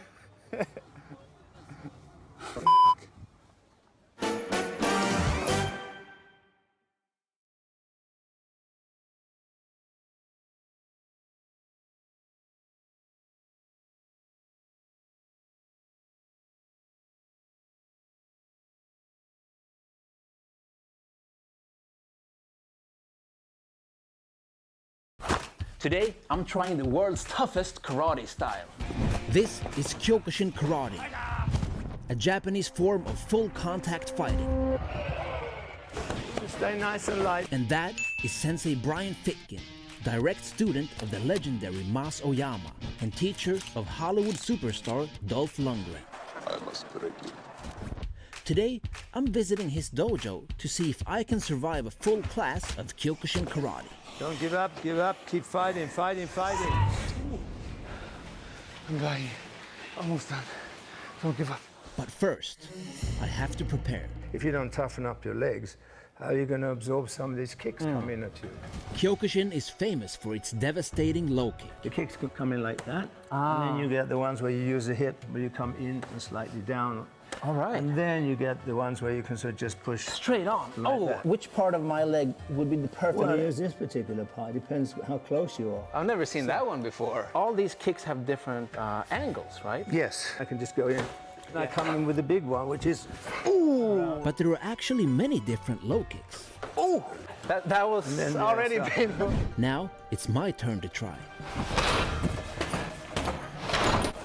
But Kyokushin also has unique punches. Then I can come in on your chest. So I don't have to be like Interesting. No, this. yeah. Which a lot of people think karate doesn't have. They think only boxing has hooks. No. However, there's one thing I still don't understand. What is the reason for no punching to the face? Mas Oyama decided to remove face punches when he created Kyokushin, and I want to know why. It's just because he didn't want to wear boxing gloves, and it would be just like kickboxing. I suppose that also builds more toughness to not have. Yeah, exactly. He wanted it to be raw, power without pads and things like that. Yeah. So and you can't really condition your face. You can't do that. Yeah, with the head, it becomes quite a brutal mess. Now there's only one technique left to learn: the famous rolling thunder kick. Front flip and the kick? Yeah. Is this something you practice? Or? Well, would you be able to teach it to me? Possibly. Okay. Bam! But I mean, you have to sort of like throw yourself. Not too much. No, it's too far over. Here's the target. Too far over there. I see. Yeah. One more. Well, that wasn't bad. All right. Let's see if I can do it later. If I was 21 again, I'd show you. And so it begins. My very first Kyokushin class. Doesn't he ready? Come on, tip. Itch me some. Training kicks off immediately with a smattering of different fighting combinations. Right. Luckily, a lifetime of karate practice makes it easy to follow along. But this is just the beginning. Right. Shoot. Punch. Kill. After warm-up is done, it's time for some stretching. But I have a feeling that this is just the calm before the storm. And the hands. Place it. Now we partner up and start doing fighting drills against each other. My opponent is one of the world's best fighters in his category, and he's hard as a rock. Yummy. Okay, good. 1, 2. Almost every combination involves low kicks. 1, 2, 3, and 4. And my thighs are not used to this. Luckily, I recognize most of the kicks from my private class. So we'll do a little bit technique here now. So after using the body as a punching bag, it's time to use pads. And now, we turn it up. Stay nice and light on the feet. Unfortunately, the champion keeps hammering away at my legs because he's preparing for the European Championships, and I'm just his warm-up. But I guess that's what I get for wearing my black belt, even though I'm a beginner in Kyokushin. Now we start going even harder on the pads. But that's not all.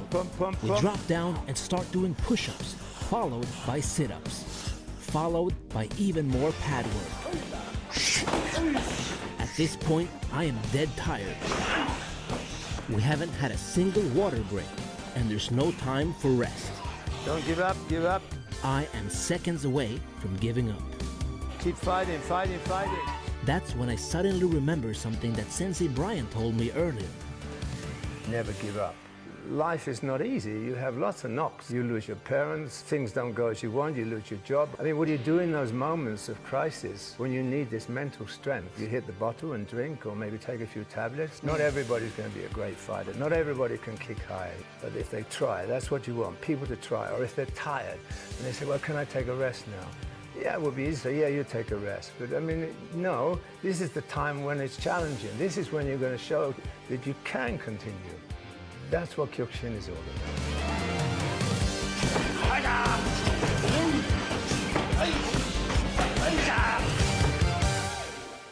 All right. I'm dying. I'm so thirsty. I can barely speak. Almost done. Don't give up. Now there's only one thing left. Kyokushin-style sparring. Jesse, you know the rules, don't you? I think so. Yeah. It's just no punches to the head. That's all. Right. And no groin kicks, of course. Luckily, my first opponent is just a green belt. Jimmy, off you go! This should be a walk in the park. The fight has barely started and I'm already getting kicked in the head. Turns out it's way harder than I thought to not punch the face, but still protect your head. Ooh. Luckily, we're not doing full contact today, because my body is taking a beating. After getting head kicked for the third time, it's time for my next opponent. Jimmy, off you go! This time, I'm fighting a brown belt, and he's not wearing any gloves in true Kyokushin fashion. My goal is to remember and use all of the new techniques that I've learned, including the rolling thunder.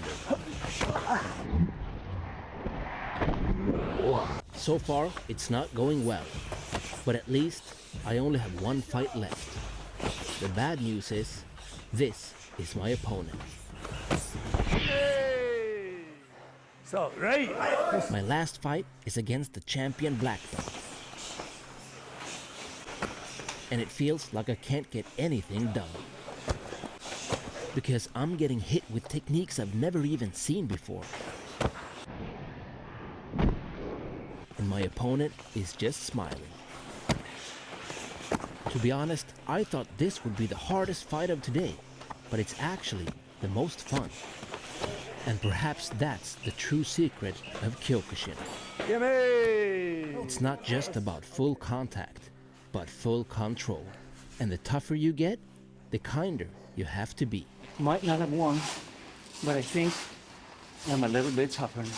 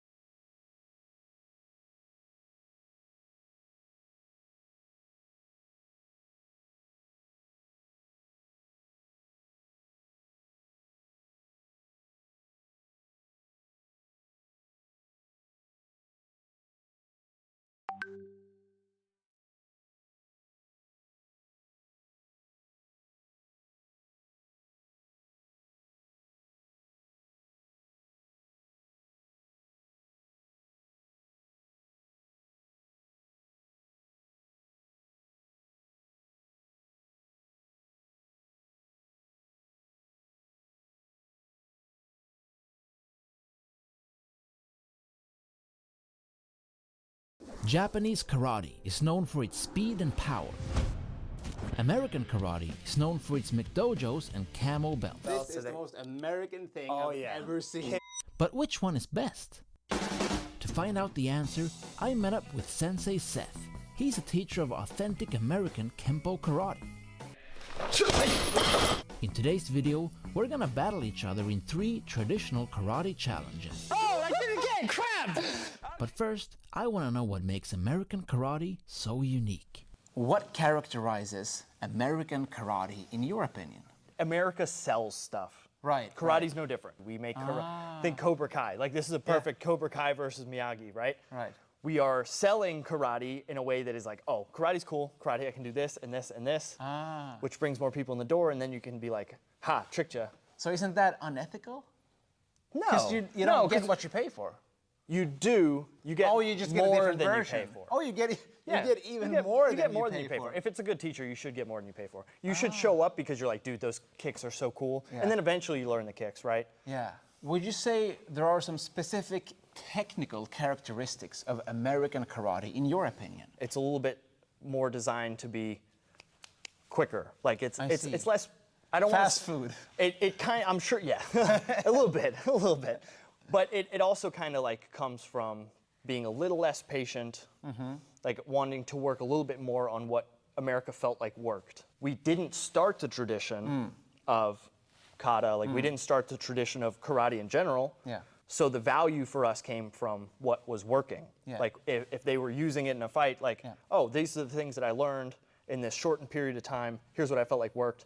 Let's focus on it. Something I've noticed is that when somebody attacks, you do like 50 counterattacks in one go, instead of just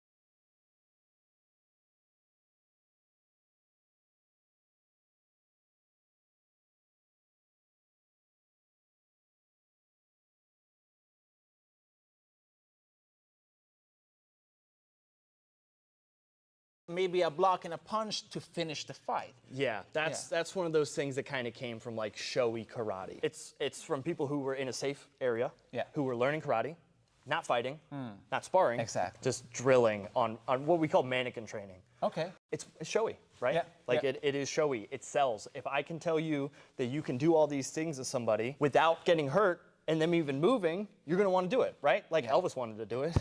Sorry, Right. Elvis. Elvis did practice karate. Elvis practiced Kenpo karate. And one of the major differences that I can immediately tell is this. The gi. Right? Hey, you gave me this.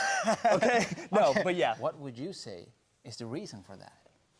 Looks pretty cool, huh? It does look cool. No, but in all honesty, America is the land of freedom. We make our decisions based off of speed, based off of enjoyment, or based off of like practicality. If you're missing one of those, you're not going to keep students. It's a small sacrifice that being in a country like this kind of has. Yeah.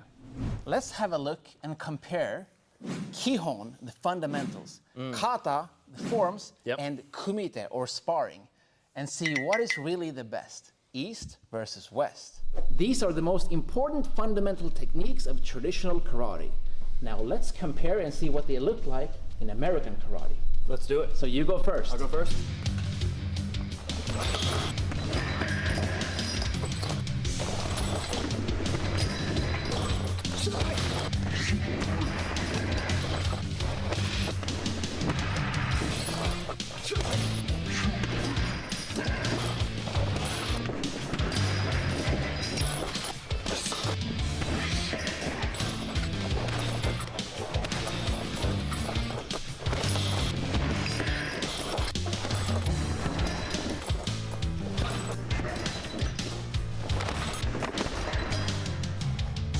One clear difference that I noticed was that I snapped my techniques back, but you put your whole mass into it, and the whole thing was shaking. Did you guys see that? If there's one thing I have, it's mass. Also, maybe you noticed, I also pulled my passive hand back to the hip. Yeah. Which is something we do a lot in traditional karate. It's called hikite. Right. But you didn't do that. I was going to say, as we were going, I was watching yours, and I was like, that looks like super technically proficient. Yeah. You know what I mean? Like, that looks really good. Yeah. As I've learned through the years, I'm trying to put as much into it as I can. You know, like if I'm kicking, I'm trying to make sure I'm putting as much of my body into it as I can. A lot of like hitting bags, hitting like each other, hitting pads, whatever it is. Well, maybe I can like let go of a little bit of technique and like try and drive through it. Does that make sense? Yes. Yeah. And Japanese karate is all about technique. We don't actually use a lot of heavy bags like you do here. Oh, really? Okay. Yeah. The old masters used the makiwara, the wooden striking post, a lot. But then they would actually do more self-defense based techniques. Like if I'm fighting somebody like this, it kind of means that we both were like, yeah, we're gonna fight.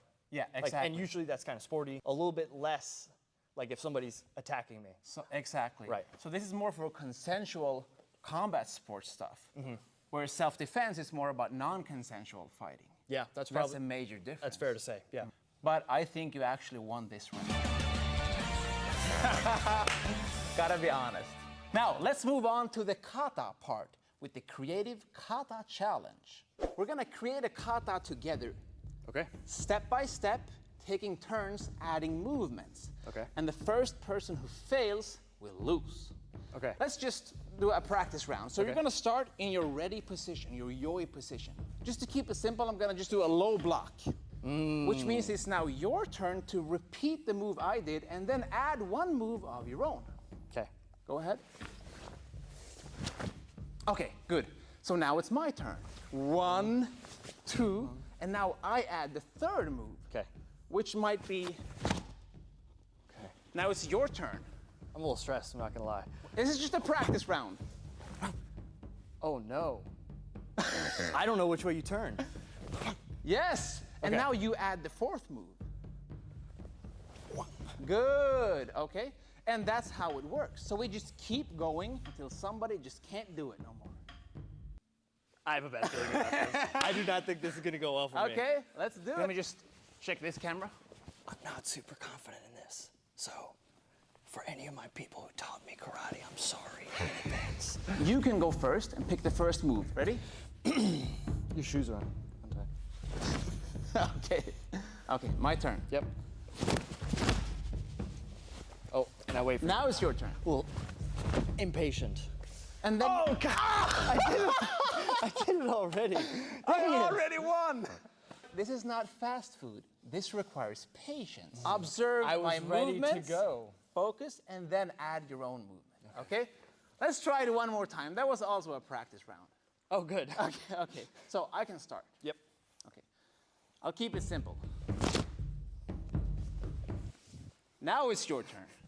How does this keep happening? I'm really nervous. Okay.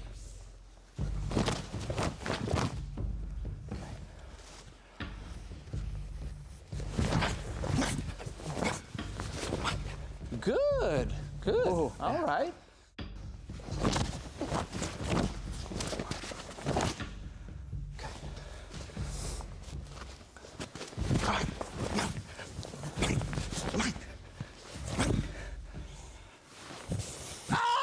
You forgot. Oh, I did it again. Crap.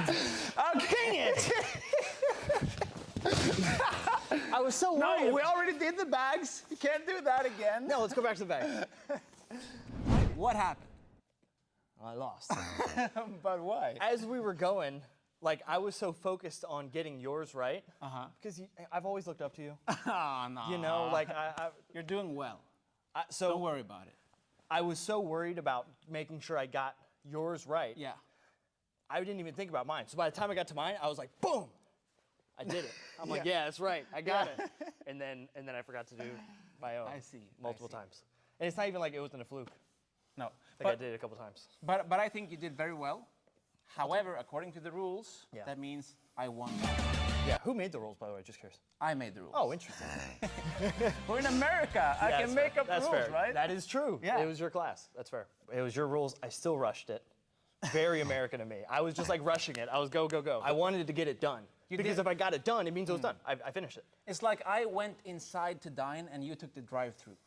Yeah. Yeah, I didn't want to get out of the car. I didn't want to get out of the car. Moving on. Now, we have one last challenge, and that is kumite, or sparring. Ready? I like that. Let's do it. Let's do it. So here's my game plan. Every couple seconds, I'm gonna say Okinawa. He's gonna be forced to say birthplace of karate. If he says it too many times, he'll lose his breath. Mind games.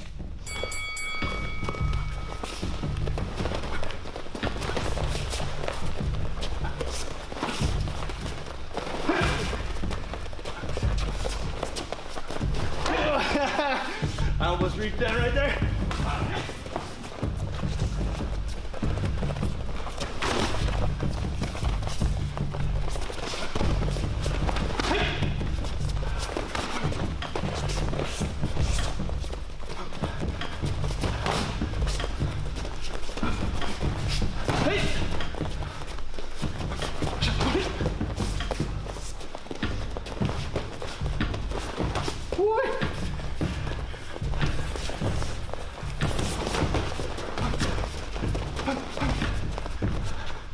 That's kind of it? Sure. That was so much fun. That was really fun. Wow, thank you so much. That was a good time. So, what did you notice about the way we sparred differently? I was definitely more like sideways, 100%. Right. Your movement was a little more so like back and in. And then when you wanted to go, you went. Right. And I used more of my rear leg in hand. Yeah, right? you definitely did. I was pretty lead hand dominant. Like if I did, it was because I went set up with the front hand, big step off, go. But you were more baiting and feinting and moving in and going for it. Yeah, I wanted to either be like going or I wanted you to think I was going. Ah. So if I have one of those two, if you think that I'm going and then I go. Yeah. Or if I go and then I don't go and you're like, huh. And if I'm not composed, that could really throw me off. For sure. Yeah, I wanted to like create an opening by being aggressive. One last thing, I used the kiai, the battle scream. You did not. Is there a specific reason for that? For me, it's a lot of like just exhaling. Okay. Right. It comes out as a different sound. It's kind of the same concept. It's just like it's a little less audible for me. So do you use kiai in American karate? So we do. It's loud. Okay. Like anytime it's like a yes sir or it's a kiai or whatever it is, it's almost like I want to over-exaggerate it. Yeah. By exaggerating the like really trying to get good confidence, then he gives it to him. So you didn't use it because you're already so confident. I'm pretty confident. That you don't need to shout. That's what it is. Yeah. That's what I guessed. So do you have any last words for the karate nerds out there watching?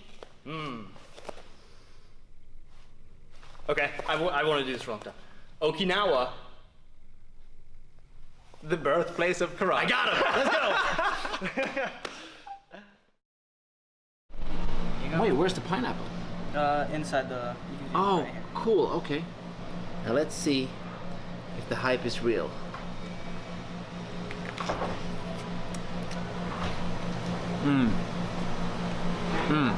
Wow. Now, it might not be the original pizza, but it is delicious.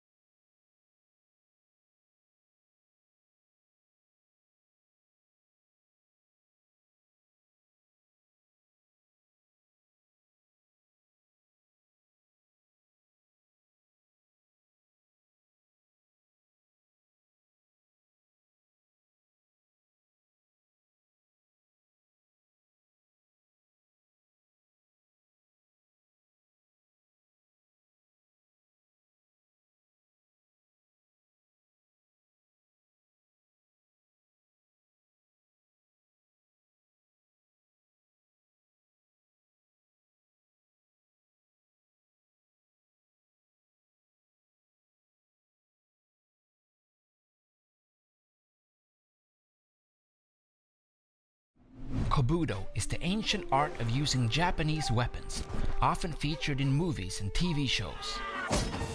But does it really work? Or have I spent my whole life studying a martial art that's both outdated and impractical? In today's video, I'm meeting Icy Mike. The most greatest self-defense weapon that there is. He's a former police officer and weapons enthusiast. We're gonna compare his modern self-defense tools to my Kobudo arsenal and see what works best, the East or the West. Oh! Got it! Weapons? Y'all want weapons? I got weapons. Whoa! What the heck is this? I got... Whoa! Right there. Doing modern weaponry, right? All right. I got more. Are these even legal? Or what? Are these legal? Dude, this is the American South. Everything is legal. I got weapons. I got weapons. This is just a training gun. I got weapons. Cool. It even has his name on it. And they don't show up in a metal detector either. The metal detectors are trying to encroach on my freedoms. I should be free to carry whatever I want to wherever I want. Weapons, weapons, weapons, weapons, weapons. So the thing about modern self-defense tools, I have a theory on why modern weapons are different, fundamentally, and it comes from the fact that most of these are what? They're easy to conceal. God, this guy's like the smartest guy I know. Everything is easy to conceal. That's kind of the name of the game with self-defense weaponry. You want it to be easy to conceal. And back in feudal Japan, or Okinawa,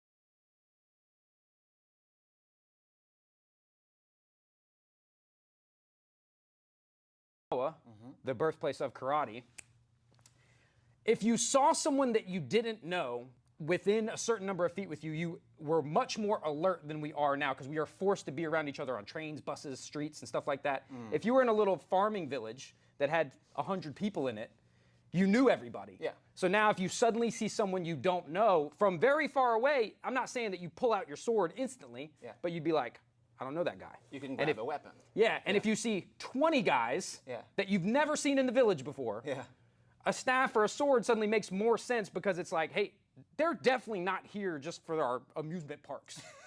You know? That's just my theory. Because modern weapons, it's all about getting the most bang for your buck in a small package. You know what I mean? Can I try? Yeah, go ahead. That's heavy. Right here.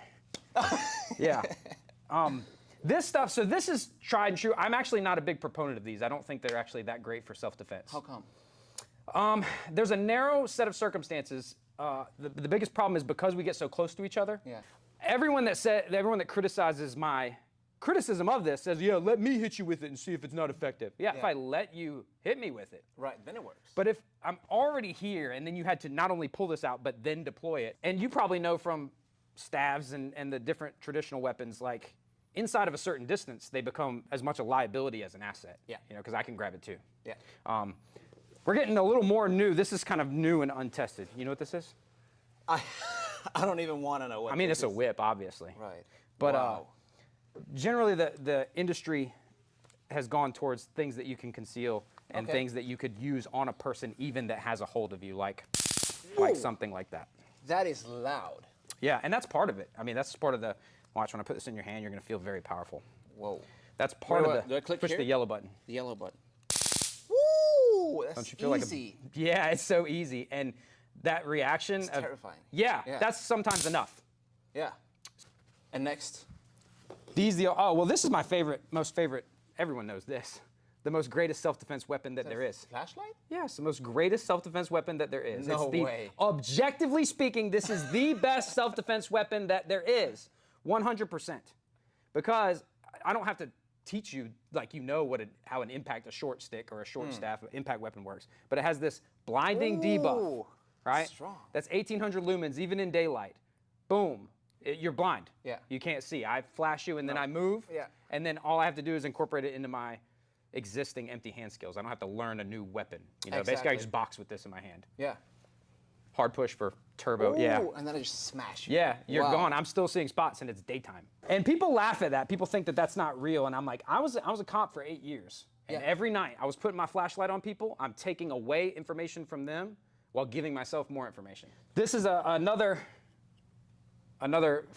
favorite, the old knuckle duster. You can really mess somebody up with these, and they have a negative connotation. Like when people see these, they think bad guy. Yeah. This is a bad guy weapon because similar to the baton, and that's why people don't understand why these are similar. They think this is for good guys, this is for bad guys. Yeah. Yeah. This is a thing that I have to pull out and make ready when I know there's about to be trouble, not in reaction to it. Yeah. You know what I mean? The whole problem with some of this stuff is I have to know that there's going to be a problem, and if I know there's going to be a problem, I probably could have done something different, or even just said, hey, sorry. Yeah. Peace out, you know? Yeah. Knives, great. This is not a modern weapon. I mean, these have existed since the beginning of time. Right. It's designed to be Very light. Well, so this, as a self-defense weapon, is not a tool. Like, it's barely got any handle at all. You know, like no grip. And you'd think like, well, I can't cut firewood or chop vegetables with that. It would be unpleasant. Yeah. The idea is it's a weapon. It's a tool for self-defense only. It's not made to be a utility knife. No. But nothing more American than a handgun. This is probably the most modern of self-defense weapons. Yeah. And would you say that is the most effective self-defense weapon?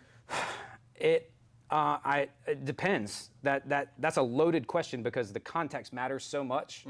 This is crazy. This is why I get in so trouble. Welcome to the troll zone. Okay. It's when I say things that I really mean and people think that I'm trolling because it's so ridiculous. I think this is the better self-defense tool. All right. I don't mean that it's more lethal. Clearly it's not. I believe that it has more uses in a wider variety of contexts than this. More practical. This is a person is trying to kill you or do great bodily harm to you or do any of that to someone that you're tasked with protecting. And that's the only time you use it. Yeah. Not when someone makes a noise behind the dumpster. Yeah. not when someone comes up to you at a gas station and is like bothering you. Yeah. This, I can use this on you, Yeah. and you'd be like, oh, dude, what? And I'm like, oh, sorry, my bad. You startled me. Yeah. You can't do that with a gun. Like, if you're like, hey, do you have $1? I can't be like, bang, bang, bang, bang. Right. No, I don't have $1. Should we have a look at some of the old school traditional weapons? Yes, I would love for you to teach me about that stuff, because I never got that in any of my martial arts training. All right, so we got the traditional weapons, at least some of them. Yeah, I'm kind of familiar with these, but I feel like I don't know anything about them. I have these. I want to know why are these? So these, I think these are my wife's. I don't know what she uses these for. But she really likes them. So I'm not gonna touch that one. Right, but why are these octagonal? You don't slip as much if you're sweaty when you hold them. That makes sense. These are always really slippery. Yeah, they're slippery. Yeah, they always are. They're like, I don't know. Maybe for a different reason, but so you want them to have this kind of octagonal shape, right? Now, what was your question about the nunchuck? That was it. Oh, that was it. Okay. Yeah, So now, that was it. Now you know. Is this real? This. I mean, is this a real thing? So this is not something. It is. But it was popularized in ninjutsu, more specifically shuriken jutsu, which is the art of throwing stars and other kinds of projectile weapons. Mm-hmm.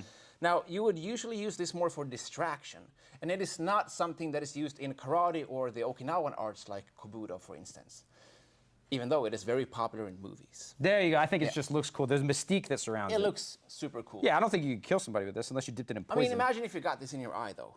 That would suck. Yeah. So the ninja or the samurai would throw this, and then they would pull the sword, right? Yeah. So you're kind of like the flashlight. Right. So you're Yeah, occupied totally, with just like something, that. and then comes the real hit. Yeah. Another weapon is, of course, the sai. Now, this was actually used by law enforcement originally. What does this remind you of? I don't know, like something you could, a baton. A baton. Because it's not sharp. Nope. In the movies, they always make them pointy and sharp. Like Raphael, he throws his and cuts with his. It's not supposed to That's be sharp. That's a metal baton. Yes, that's exactly what it is. And this part here, you could capture and control a wrist, or if the attacker had a sword, you could also catch it and perhaps even break it if it was bad quality sword. So it's literally a baton. So the higher ranked police officers in Okinawa would be using a sai, and the lower ranked used the bo, the staff. And then for some reason there's also a sword here. So this is what the samurai would be using. And the Okinawans, they were occupied by the Satsuma samurai, so they didn't use these. They had to actually defend against them instead. And that's why they had their own weapons. Oh my God. Yeah. Now, I think we should actually do a comparison. I just launched an online course called Kobudo Mastery that teaches you the bo, sai, tonfa, nunchaku, kama, tekko, eiku, timbe, and rochin. Visit kobudomastery.com to learn more, or just click the link in the video description. In front of us, we have a bunch of fruit, and now we're gonna see who can smash the best, east or west. Okay, what fruit do you want to start with? When we do this, because we do this sometimes. Okay, I've never done this before. This will be fun. Yeah, Jesse's a very serious, sincere martial artist. I'm a goofball, so we're gonna come in my backyard and smash fruit. We like to start small. Okay.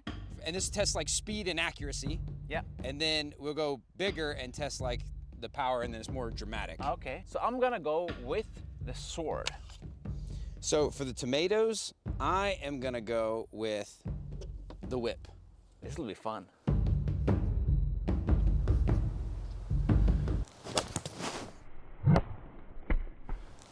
Wow! Yeah, that's what it would do. That is beautiful. And everyone knows, scientifically speaking, that tomato flesh is very similar to human flesh. It's basically the same thing. It's science. I gotta be honest, this is not the kind of weapon I would usually practice with, but this is all you had. This is all I had. This is a cheap, like, flea market junk sword. So I'll do my best.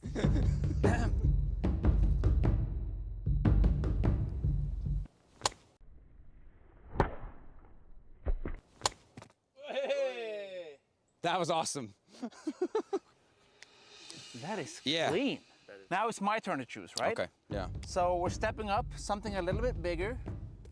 The melon. What kind of melon is this? This is a cantaloupe. I'm going with the sai. So the cantaloupe is kind of like a person's head. Yeah. I'm gonna go with the nux.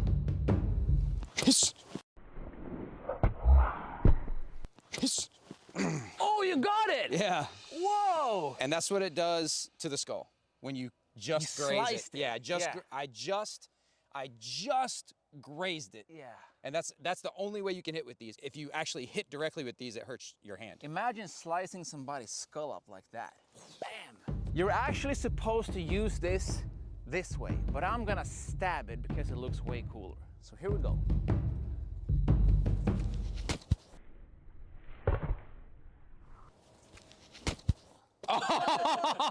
That's it. It cracked and I pierced it this way, straight. It didn't go all the way through though, right? Now it did. Lollipop. So I think you definitely won that round because you did a whole cool flourish thing before you even stabbed it. That was awesome. But that's not really how you use this because this isn't really meant to be like. Exactly. So if you look at the very old models of the Sai, they actually have a round tip because you're supposed to beat, yeah.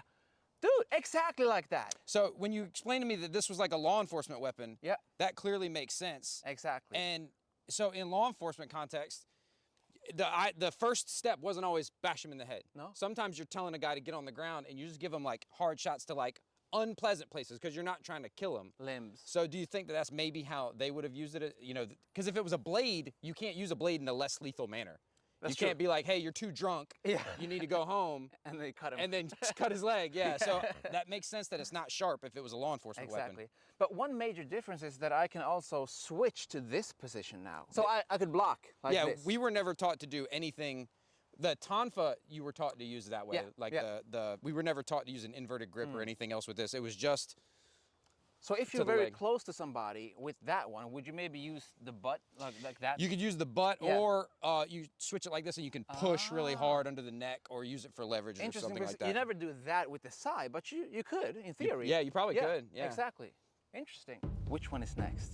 These right here, the most armored of the fruit. Oh, wow. So I'm definitely going to use the baton because Okay. I know that that'll get through there. So I'll go with the nunchucks, but I'm not gonna go with the modern version. I'm gonna go with the traditional version made of wood.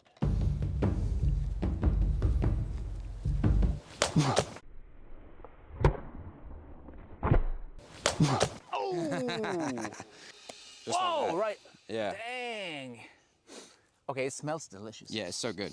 I'm about to get. And we're definitely eating these afterwards, so don't worry, guys. We're not wasting any fruit. Oh, or right now. Yeah, after. Let me see. I'm gonna do this position.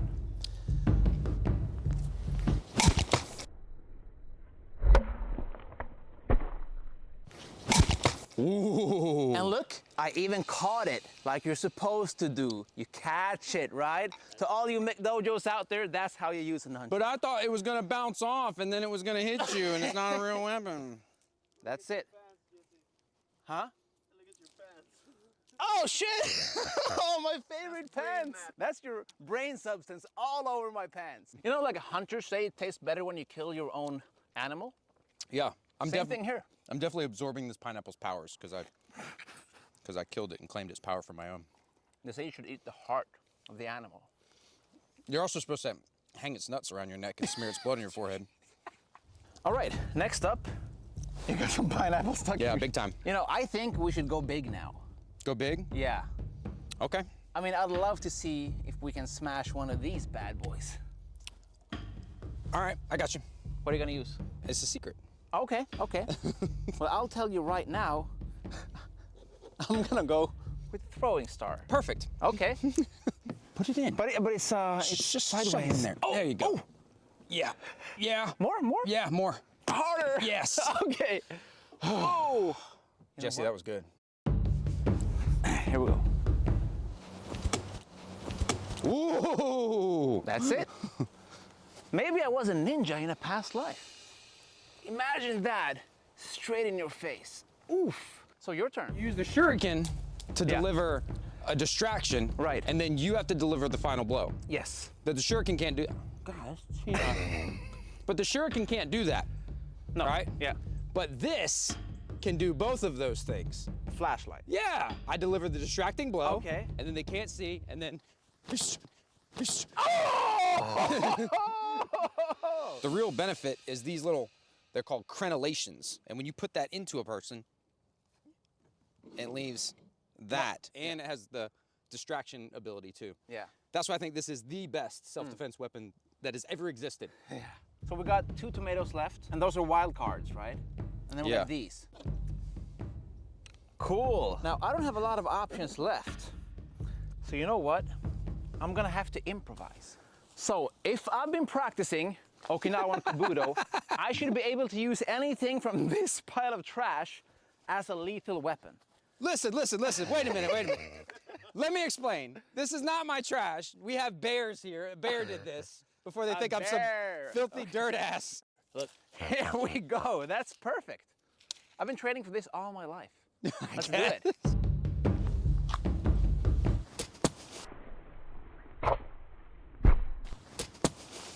Nice. Yeah, so let's see what your stick. He's got a stick.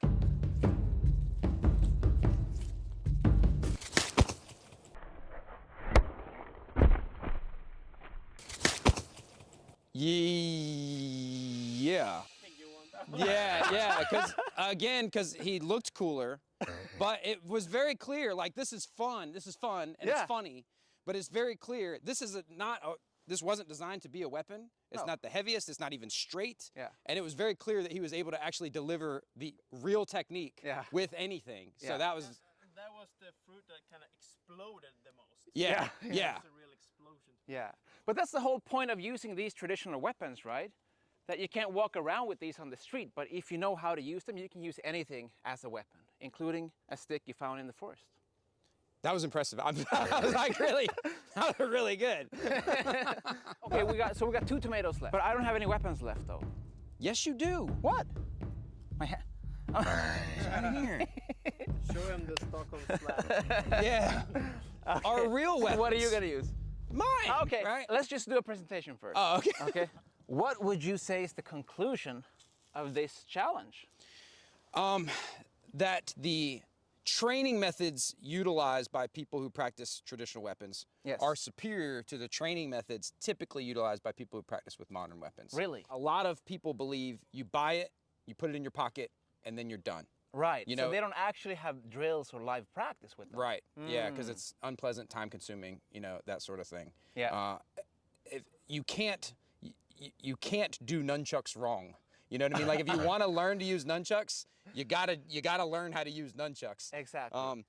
There's probably also obviously you could hit yourself, you know, in the wrong spots. And I'm not talking about collectors. I'm talking about people who actually purport to be practitioners of this art. Yeah. I'd say the training methods are superior because they're martial arts training methods. Right. So ideally, you want to bridge the gap and get the best of both worlds. Yeah. So you should create modern Kabuto, sell it to law enforcement. Yeah. Make $1 billion money. Damn. Okay, I'm stealing. I'm gonna cut this out because that's my idea, okay? There's only one problem. We still got 2 tomatoes left. So we're gonna go bare knuckle.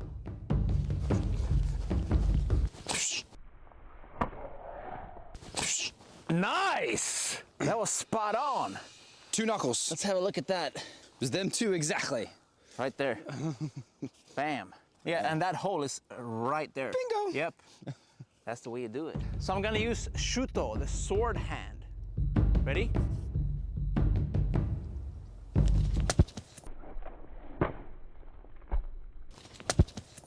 Did I get it? Yeah, I did. Look! It was so fast I couldn't even see it myself. Okay. So, wanna make a pizza? Yeah. Nice. A pineapple pizza? Do you put pineapple? Oh, a pineapple pizza. That's American, right? I don't know. I'm not claiming that. I've been to Italy a couple of times and never saw one. Yeah, I don't think you will. Yeah. Okay, cool. Hey, what about these grenades? We forgot the grenades.